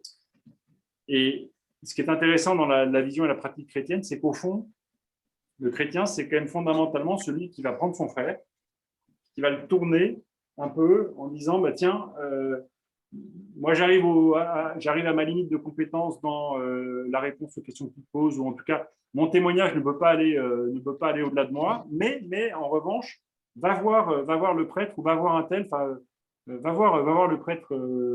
Là, je suis très mauvais en paraphrase d'évangile, ma sœur, donc vous m'en voudrez pas, mais enfin il y a un tas de passages de l'évangile où il est dit à quelqu'un va voir un tel qui va s'occuper de toi. Et ainsi de suite, jusqu'au moment où vous allez voir le prêtre qui va vous tourner vers Dieu, ou vers le Christ qui lui-même va je ne sais pas si vous voyez ce que je veux dire. Et il y a une espèce il y a un enjeu, à mon avis, dans le réseau que constitue la chrétienté, de transmission. Je ne suis pas en train de dire qu'il faut passer à côté du Saint-Père, je ne suis pas du tout en train de dire ça. Et je suis en train de dire, et d'ailleurs on le voit déjà très bien, c'est que les paroisses et les prêtres ne tiendront pas dans les paroisses si les paroissiens ne se prennent pas leur part du fardeau. Et arrêtent de passer leur temps à demander la permission au curé à chaque fois qu'il faut dépasser une petite cuillère. Ça, c'est plus possible. Et là, on revient à des vieux principes d'organisation qu'on a retrouvés d'ailleurs dans les textes fondateurs de l'Union européenne, qui étaient la subsidiarité et qui sont des principes chrétiens, en fait. Et ça, je pense que c'est cet enjeu de la confiance transitive qui consiste à dire « je ne sais pas, mais je connais peut-être quelqu'un qui va pouvoir t'aider à réfléchir sur le sujet et va le voir de ma part », ça, pour moi, c'est une modalité d'exercice de la charité absolument phénoménale. Et de ce point de vue-là, les réseaux et la technologie sont des outils mais extraordinaires. Extraordinaires, parce que vous n'avez jamais eu autant de possibilités de conseiller à quelqu'un d'aller écouter ou voir quelqu'un d'autre face à la question qui se pose. Et en même temps, cet exercice-là, vous ne pouvez le faire que si vous avez accueilli la personne comme elle est, écouté sa demande et son besoin, et du mieux que vous pouvez essayer de répondre, tout en reconnaissant la limite de ce que vous étiez capable d'apporter par vous-même. Énormément d'humilité. Alors si, pardon, c'est très important. On avait dit qu'on en parlait un petit peu. Kurzweil, qui voit qui est M. Kurzweil? Bon. Alors, Kurzweil est un monsieur qui, comme souvent, est à la fois totalement génial et totalement fou. Il est génial, il faut le prendre au sérieux parce qu'on lui doit une quantité de brevets absolument dingue en matière de reconnaissance vocale, de reconnaissance de caractère. Donc, c'est un type très fort. Il est fou parce que ça a été un des premiers à modéliser la progression exponentielle des technologies de la puissance de calcul et à la projeter en se disant, mais après tout, comme ça va continuer au rythme auquel ça va, d'ici d'ici 2050, on aura la puissance de calcul équivalente à l'ensemble des cerveaux des habitants de la planète. Donc, on devrait pouvoir arriver à faire des choses. Je raccourcis, hein, voilà. Et Kurzweil, d'ailleurs, il a un très, très gros problème. C'est comme il a 75 ans, un truc comme ça, l'événement qu'il appelle de ses voeux et qu'il rêve de voir, qu'il appelle la singularité, donc la singularité qui est ce moment où finalement les machines dépassent en capacité absolument tout ce que l'humain peut faire. Son problème, c'est qu'en 2050, s'il ne fait pas quelque chose, il risque d'être mort. Et donc, Kurzweil, qui travaille chez Google, qui est un des conseillers des équipes de Google, je crois qu'il l'est toujours, donc tous les matins, prend une douzaine de cachetons qui ont été préparés par des petits mignons qui lui apportent tout ça, et il se médicamente comme un fou pour ralentir son métabolisme, pour être le premier à pouvoir éventuellement transférer son cerveau dans une machine. Et c'est là que je voulais en venir. Il faut arrêter le transhumanisme, c'est une question philosophique absolument passionnante et c'est un non-sujet pour les chrétiens. Je m'explique. C'est une question philosophique passionnante parce que c'est ce choc à nouveau qui est posé en se disant, d'un côté, il y a la techné, il y a les machines auxquelles on a conféré de plus en plus de puissance et qui ont des capacités, toutes leurs imperfections actuelles seront des problèmes résolus. Toute imperfection actuelle est un problème qui sera résolu dans 5 ans. Dans certains cas, c'est vrai, dans certains cas, ça ne l'est pas. En tout cas, ça progresse pour le moment. Mais qui, du coup, vont au-delà et disent, après tout, les machines pourront donc se substituer à l'humain. Et derrière, vous avez toute une philosophie, ou en tout cas une posture intellectuelle qui mérite absolument d'être comprise pour être démontée, qui consiste à dire, en fait, si on dit ça, c'est qu'on regarde de plus en plus l'humain comme quelque chose qui ne marche pas, voire comme un problème dont il faut qu'on s'affranchisse, puisqu'on peut s'en affranchir autant qu'on affranchir, en tout cas dans certains cas, puis dans des cas de plus en plus nombreux. Et puis d'ailleurs, ce qui est emmerdant dans l'humain, c'est surtout le fait, c'est le corps, quoi, parce que c'est le corps qui ralentit avant l'esprit, puis le corps, alors on arrivera à le réparer grâce à des machines, donc on arrivera à refaire des membres, mais là c'est pareil, hein, le cinéma regorge de séries dystopiques. Pour ceux d'entre vous qui ont le cœur assez accroché, c'est pas à montrer à des jeunes, et ma sœur, je vous conseille pas, mais il faut aller, non, mais, et je dis pas ça pour vous tenter, hein, non, mais parce que ça vous apportera rien en l'occurrence, je pense que vous êtes au-delà de tout ça, mais allez voir, c'est Westworld, qui est une série qui est complètement incroyable sur le sujet.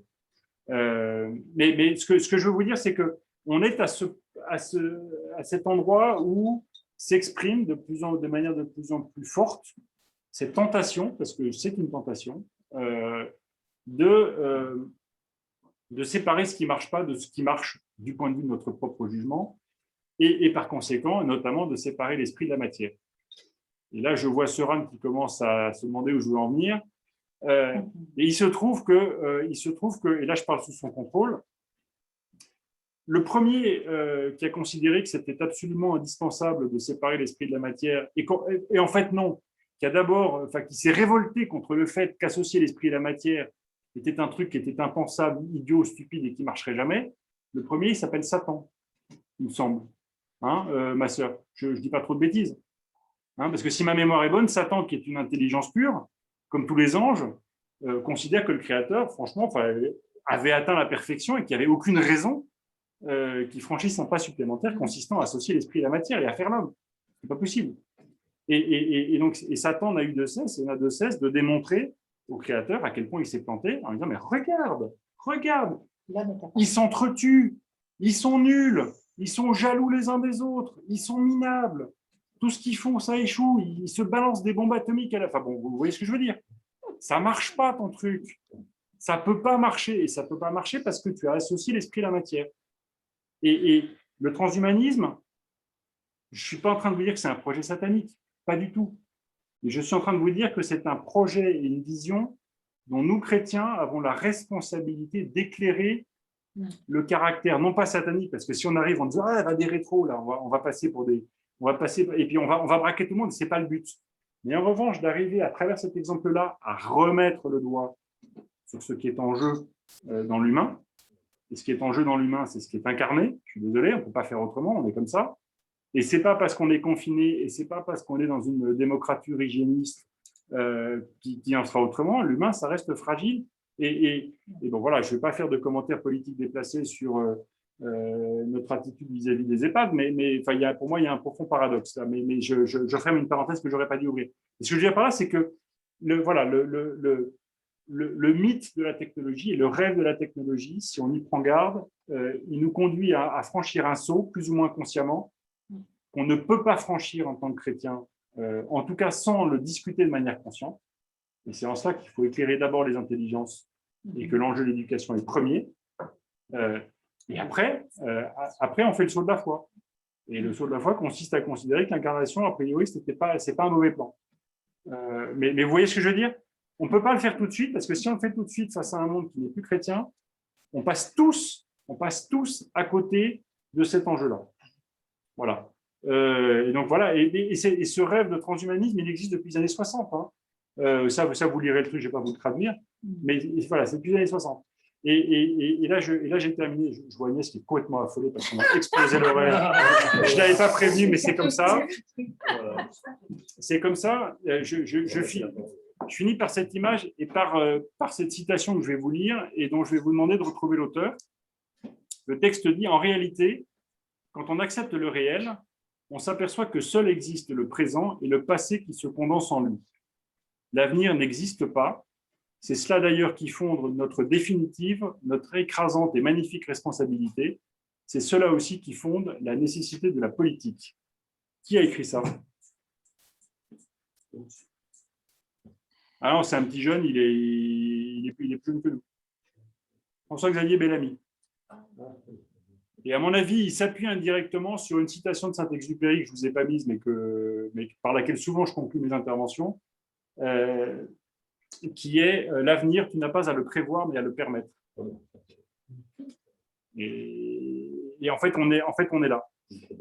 Voilà. Et donc je vais terminer enfin, parce que là, je vois Agnès qui est complètement affolée, en disant voilà, on compte sur vous tous. On compte sur vous tous et je compte sur chacun d'entre vous pour cheminer dans cette réflexion. Elle n'est pas passée ta dernière séance. Comment ça, elle n'est pas passée? Elle n'est pas là. Je suis en train de partager mon livre. Elle va arriver. Elle va finir par arriver. Pardon. On va voir. Voilà, oui, elle est quelque part par petits morceaux dans un réseau. Elle est en train de revenir.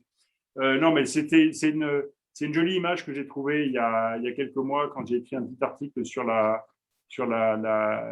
début de la pandémie. Et là, boum, ça a sauté. Voilà, c'est pour ça. Le truc a sauté, c'est pas très grave. On voit un bouton où on appuie pour traverser la rue et au-dessus, quelqu'un d'assez malin et d'assez espiègle a rajouté un petit autocollant, appuie, push to reset the world. Et je pense que notre responsabilité à tous et à chacun, c'est surtout de savoir de quelle manière on va accompagner ce reset, chacun là où on est, et d'abord avec ceux qui nous entourent, et puis ensuite de manière de plus en plus large, par cercle concentrique, en essayant toujours de nous faire relatifs à ceux qui nous entourent et pas l'inverse. Voilà. J'ai été beaucoup trop long, je vous remercie de votre patience. Bravo. Merci beaucoup, merci Philippe, c'était passionnant. Moi, je n'ai pas vu l'heure tourner. Effectivement, ça fait 10 minutes que j'ai remarqué qu'il était 8h moins 10. Et donc, le temps est passé très, très vite. Je voudrais quand même laisser la possibilité aux uns et aux autres de poser quelques questions. Est-ce que alors donc je vous rappelle parce que certains n'étaient pas arrivés quand je l'ai dit, je vous rappelle que vous pouvez lever la main en cliquant sur la petite icône en bas à droite réaction. Vous pouvez donc lever la main et à ce moment-là on vous donnera la parole. Donc n'hésitez pas si vous avez une question.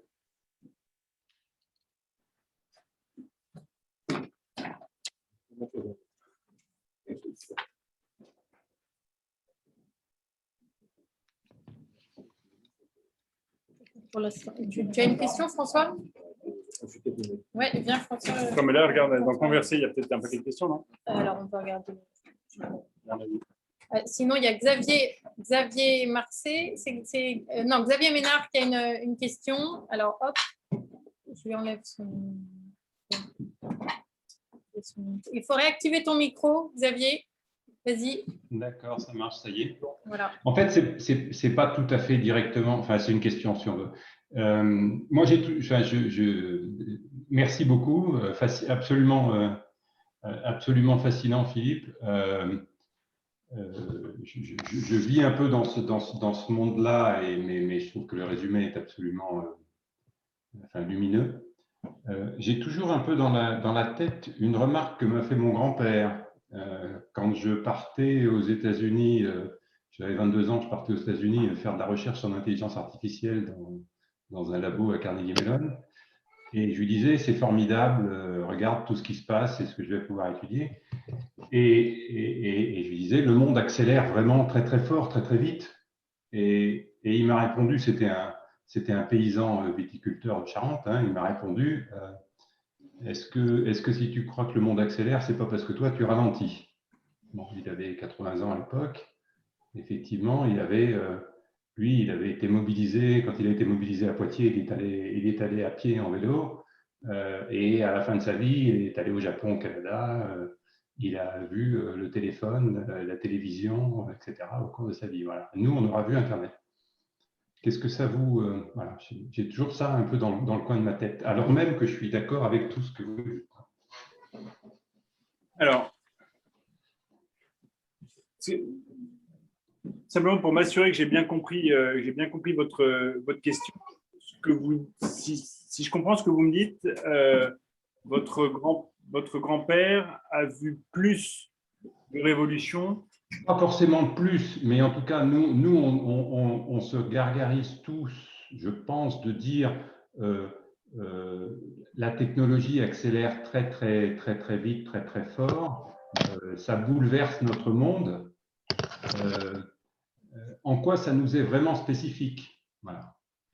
En quoi c'est… Alors, effectivement, là où vous avez raison, il faudrait qu'on revienne sur la slide de Kerkhove. Il y a effectivement au XXe siècle un certain nombre de bouleversements qui sont très structurants.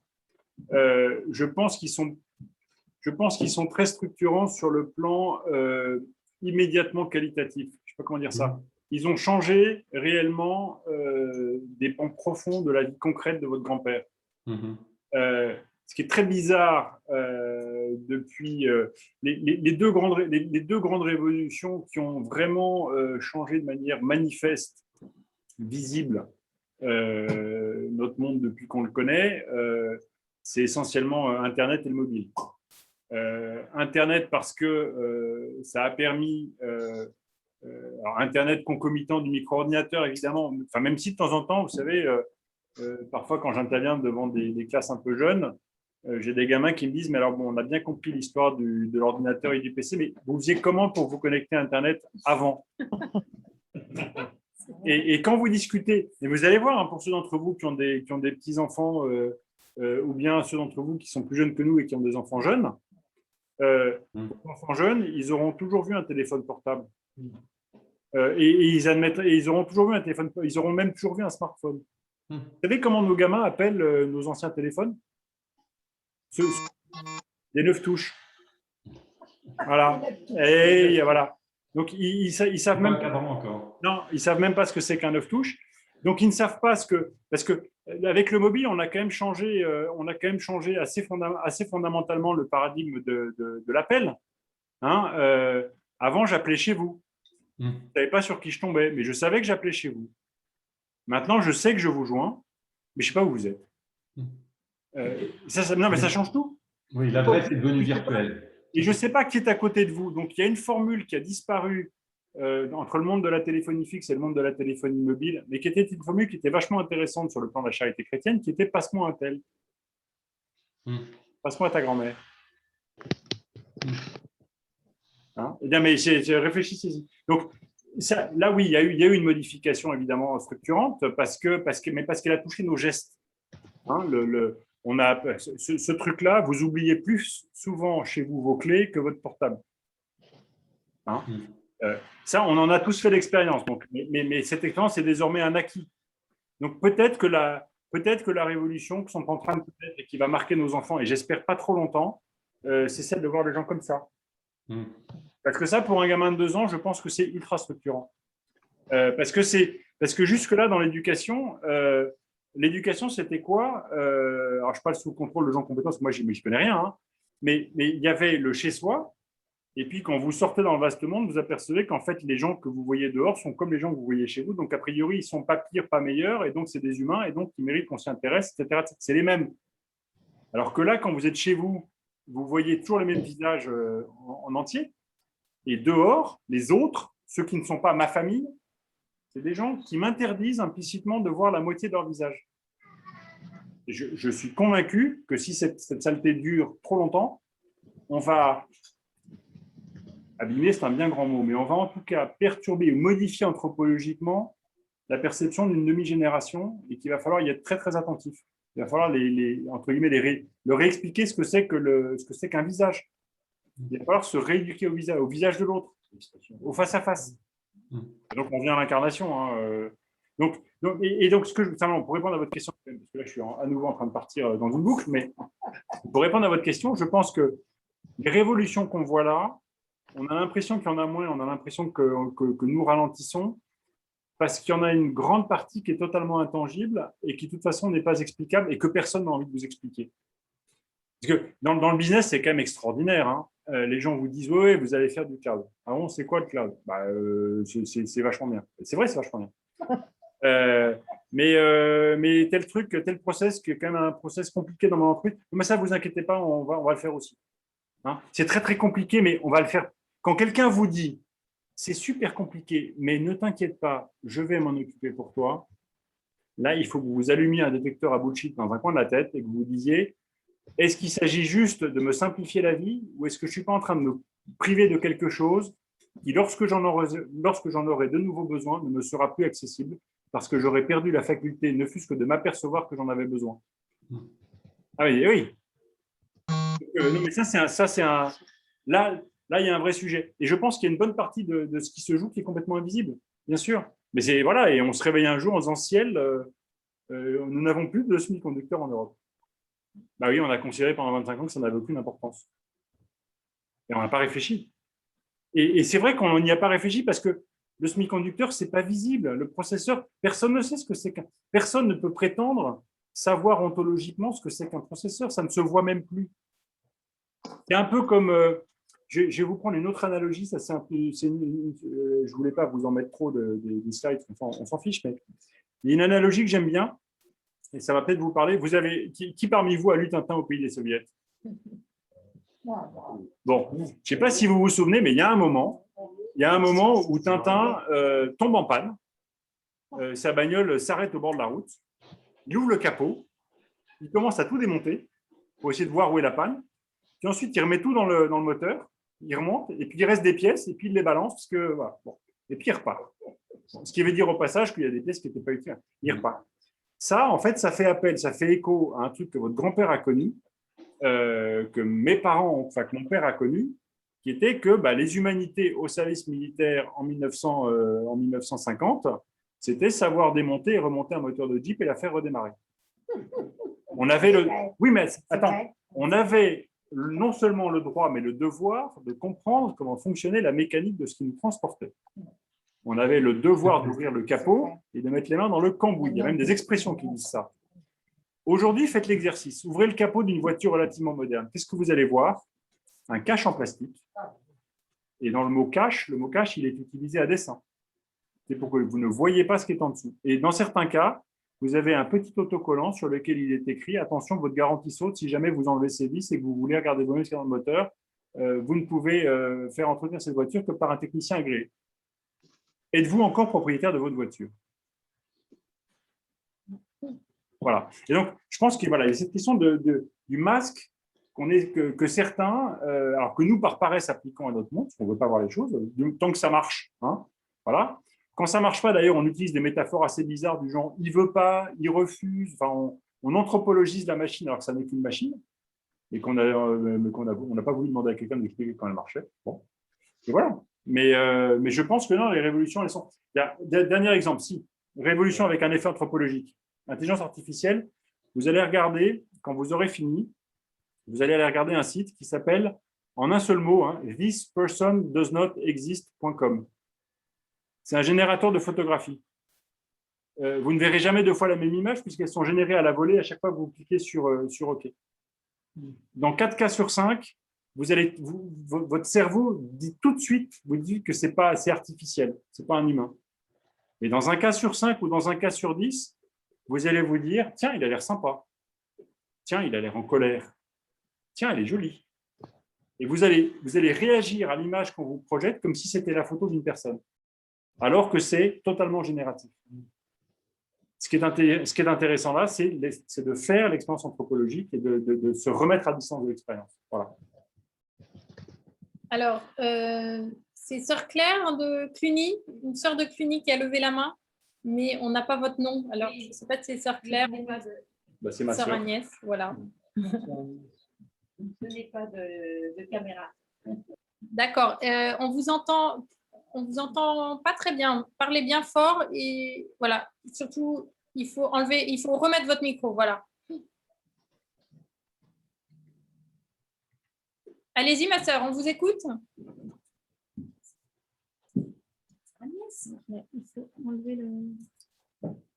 Il faut que vous réactiviez votre micro, ma sœur. Il ne s'est pas réactivé. Je demande à l'activation. Oui, ma sœur, il faut que vous appuyiez sur le petit bouton micro. Votre micro, il doit être marqué rouge avec. Oui, ça y est. Ouais, d'accord. Est-ce que ça vient? Oui, non, tout à l'heure, je voulais surtout intervenir, vous approuvez complètement quand vous avez abordé l'éducation, l'importance de l'éducation au départ déjà, avant d'aborder tous ces problèmes de technologie, évolution, l'évolution, comment dirais-je, parabolique, ou je ne sais pas trop comment dire, de toute cette technologie qui nous dépasse, et si nous n'y prenons garde, parce que malgré tout, nous restons des humains avec nos limites. Alors, tout ça, c'est bien beau, mais il faut arriver à prendre assez de recul pour garder quand même au minimum de maîtrise et utiliser ces nouveaux outils qui sont formidables, mais qui ne doivent pas nous dominer. Ce qui m'inquiète aussi, ce que vous avez évoqué tout à l'heure, c'est la possibilité, l'éventualité de la domination de la technologie, des outils technologiques sur les capacités, les décisions même humaines. Enfin, je ne sais pas comment exprimer ça. Et moi, je trouve que, justement, en tant que chrétien, c'est vraiment urgent de prendre du recul et voir comment aborder ces questions fondamentales, vitales, je dirais, pour tout être humain, un peu, je ne sais pas si vous comprenez ce que je veux dire, mais vraiment, ça me paraît vital. Je dis, sinon, notre humanité va se trouver déshumanisée et où ira-t-on? Voilà, c'est ça que je voulais un peu exprimer. Je ne sais pas si c'est assez clair. Si, tout à fait. Merci, ma sœur. Avez-vous entrevu quelques lueurs d'espoir dans les propos qui ont été tenus jusqu'ici, ou est-ce qu'il faut que je retravaille pour la prochaine fois une intervention en la rendant encore un peu plus lumineuse, ou un peu plus rassurante, ou un peu plus confiante? Oui, mettre l'accent sur vraiment l'avenir de l'humanité, et je ne sais pas comment expliquer, vraiment mettre l'accent sur notre capacité à communier aussi les uns aux autres. Vous avez parlé de charité, de partage.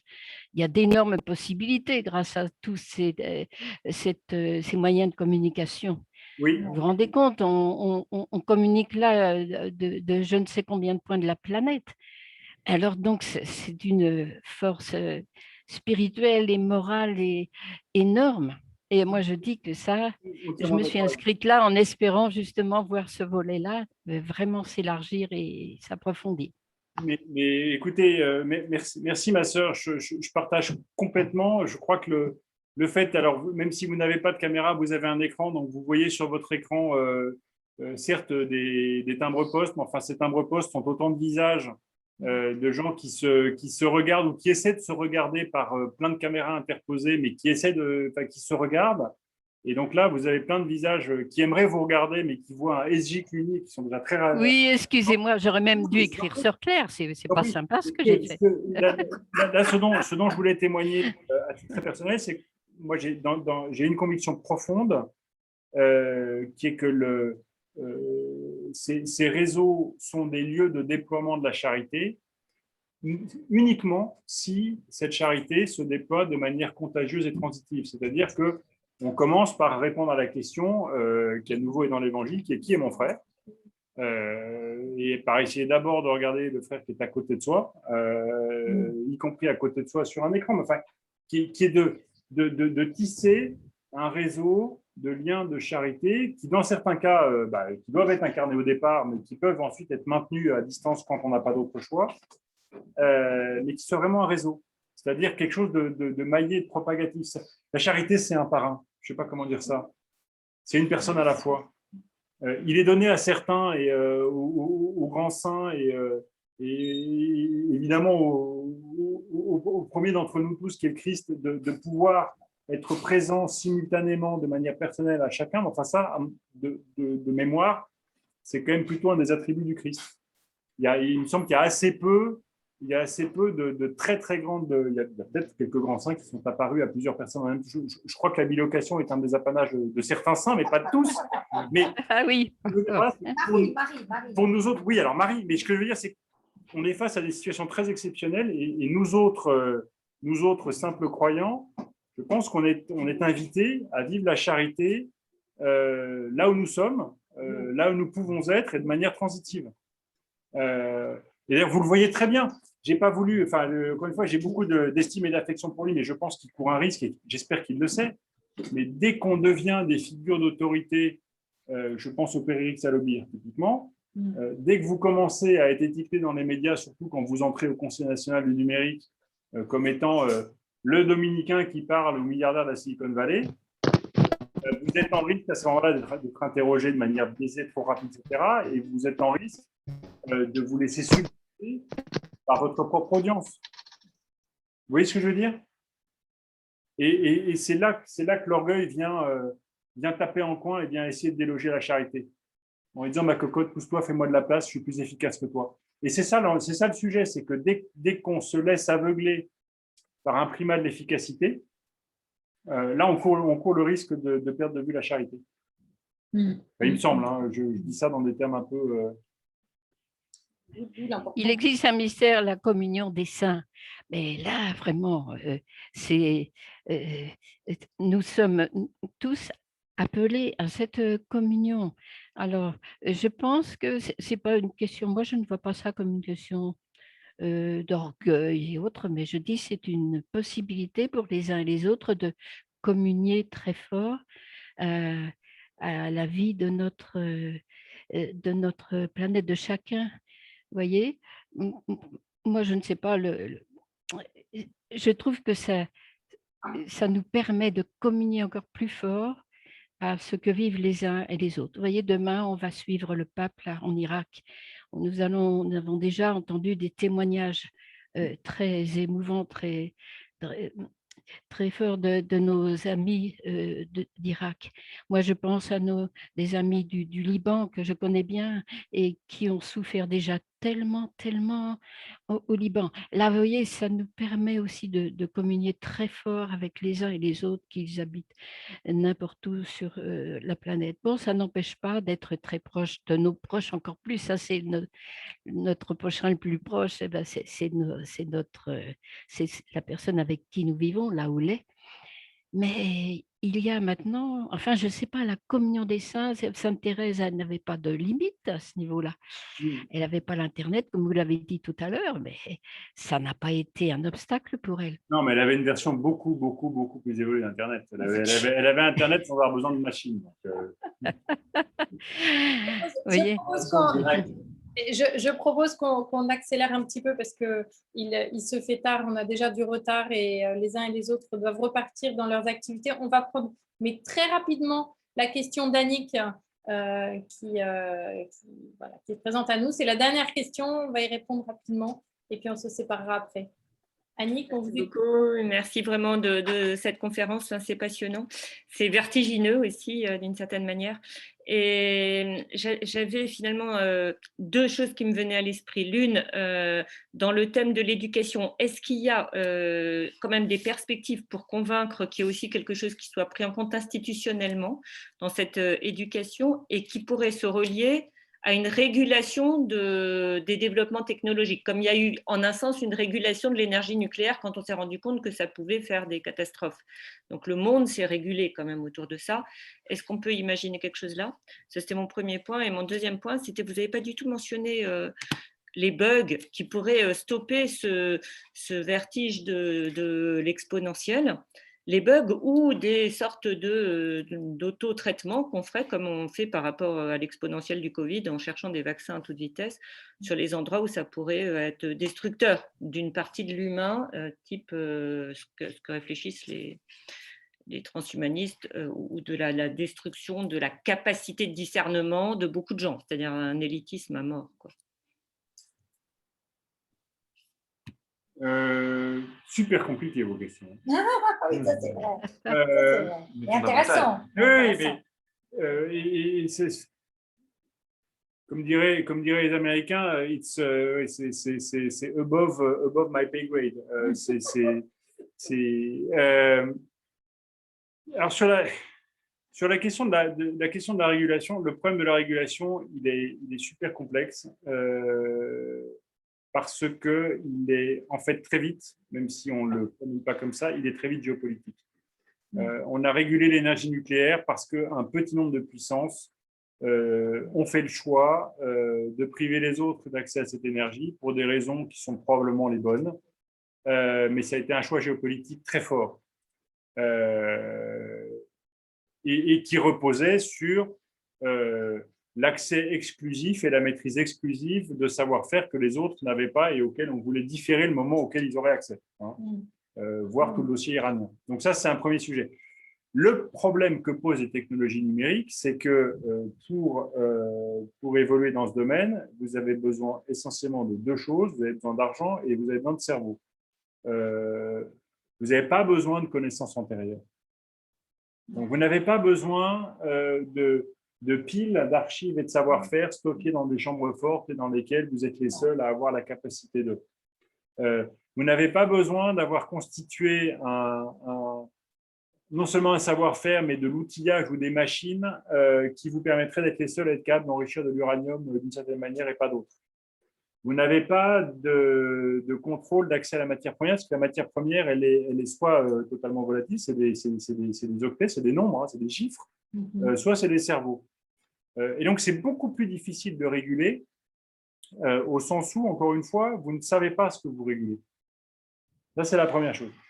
Enfin, vous ne savez pas. Vous n'êtes pas capable de délimiter physiquement et vous ne pouvez pas mettre des barrières. D'ailleurs, la preuve, c'est qu'Internet est précisément le meilleur moyen de faire sauter des barrières ou des contourner qu'ont fait les révolutions, les printemps arabes, qui ont été repris en main ensuite par certains États qui, eux, avaient gardé la main sur l'accès à leur réseau.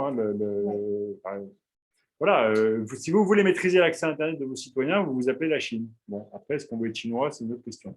Ils ont curieusement un rapport au christianisme un peu spécial. Bon, mais ce que je veux dire, c'est que ça, c'est la première question.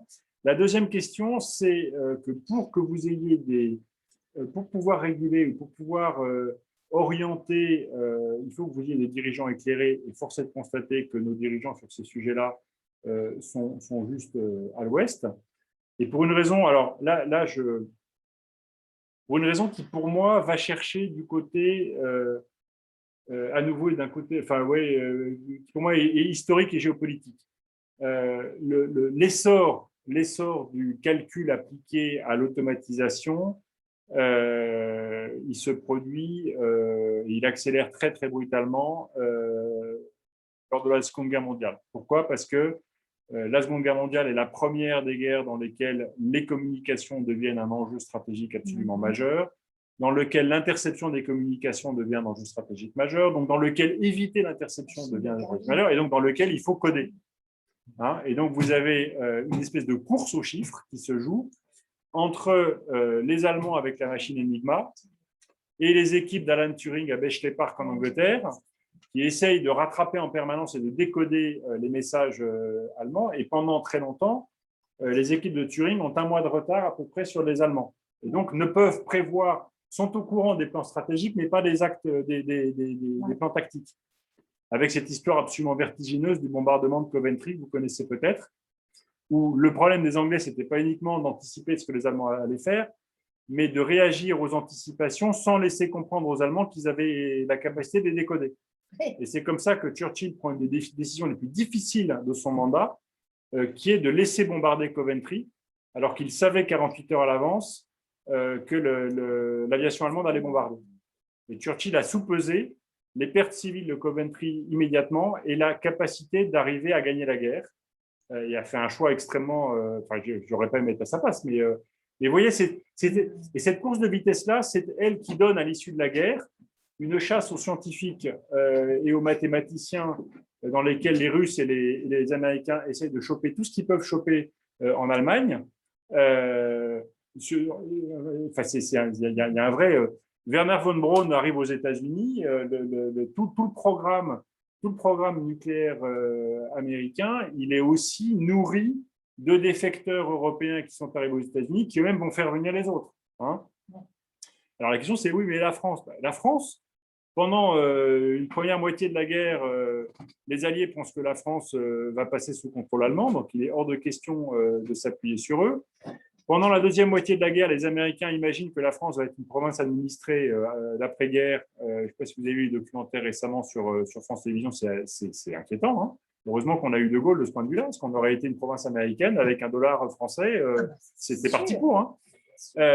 Mais en revanche, là, la trouille des Américains, c'était que la France devienne communiste, enfin ne devienne russe. Et donc, on a très, très soigneusement tenu à l'écart les Français de toutes ces questions liées à l'algorithmique. Et donc, et en parallèle, les Français qui n'y touchaient, qui touchaient pas une bille au sujet, puisqu'ils étaient entre les deux, la guerre du codage et du décodage, elle passait au-dessus de leur tête. Ils se sont rabattus sur les disciplines qu'ils connaissaient, à savoir les sciences dures, donc les belles mathématiques, la belle physique, la belle chimie. Et c'est comme ça que l'informatique n'a jamais été une science en France. L'informatique n'est pas une science. Et les écoles d'informatique ne sont toujours pas des grandes écoles du groupe A. Donc, c'est pas un titre. Non, mais c'est sérieux, hein, c'est juste, c'est une technique, c'est une technologie. Non, mais c'est récent, ça change récemment, mais pendant très longtemps, alors qu'aux États-Unis, je vous rappelle que ça s'appelle Computer Sciences, et vous avez des doctorats en Computer Sciences. Et c'est un doctorat qui est aussi valorisé, si ce n'est plus valorisé, qu'un doctorat en algèbre non linéaire. Non, mais c'est un fait. Donc, je pense que le déficit de compréhension politique sur le sujet, qui est en fait un déficit d'éducation à retard, entretenu dans nos systèmes de formation élitistes, a certainement contribué. Après, sur la question du bug, moi, je suis à la fois très confiant et totalement inquiet. Totalement inquiet parce que s'il y a des bugs, on ne sait pas d'où ils viendront. Que ce soit des bugs informatiques, d'ailleurs, ou des bugs humains ou des maladies. Hein, ce que nous vivons en est la preuve.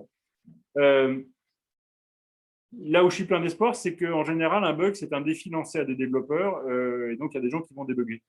Parce que on pense toujours que le monde des geeks est un monde de bisounours, de gens cool avec des jeans noirs et qui ne dorment pas et qui jouent à des jeux vidéo. Et ce qu'on oublie, c'est que c'est un monde extrêmement darwinien, ultra élitiste, dans lequel on se mesure, on se confronte, mais non pas par la capacité à donner des baffes, mais par la capacité à produire du code de meilleure qualité que l'autre et à aller démasquer les failles qu'il y a dans le code de l'autre. Donc, c'est une compétition permanente.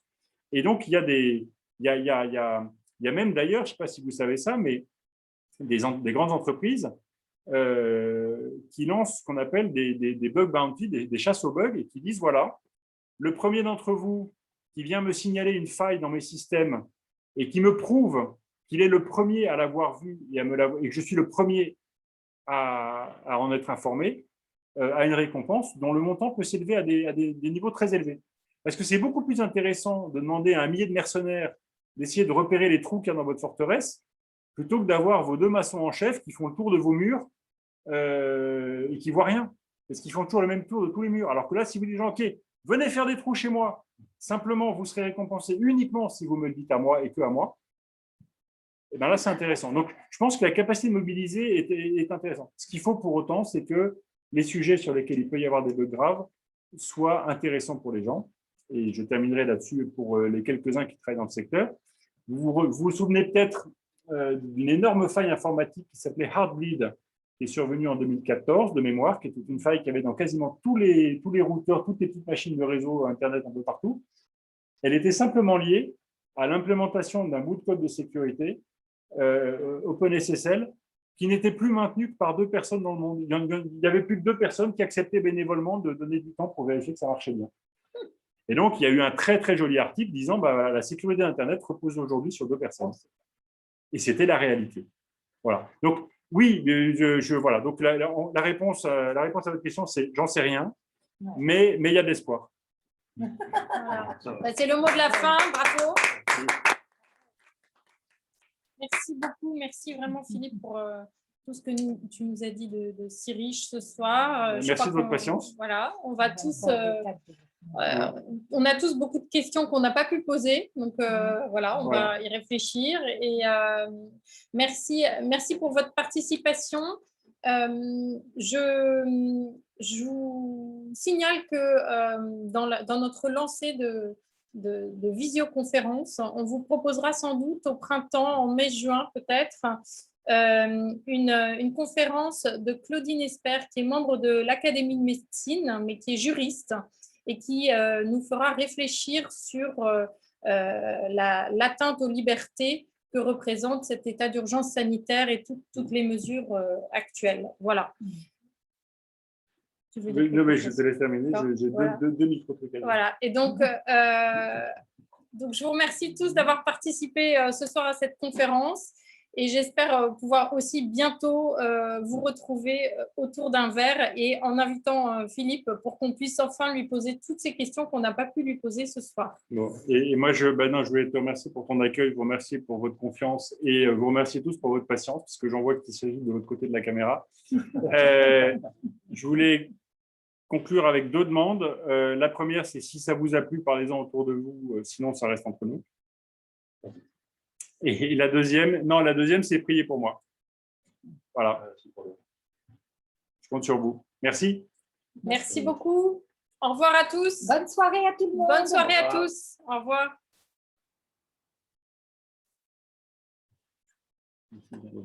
Bon.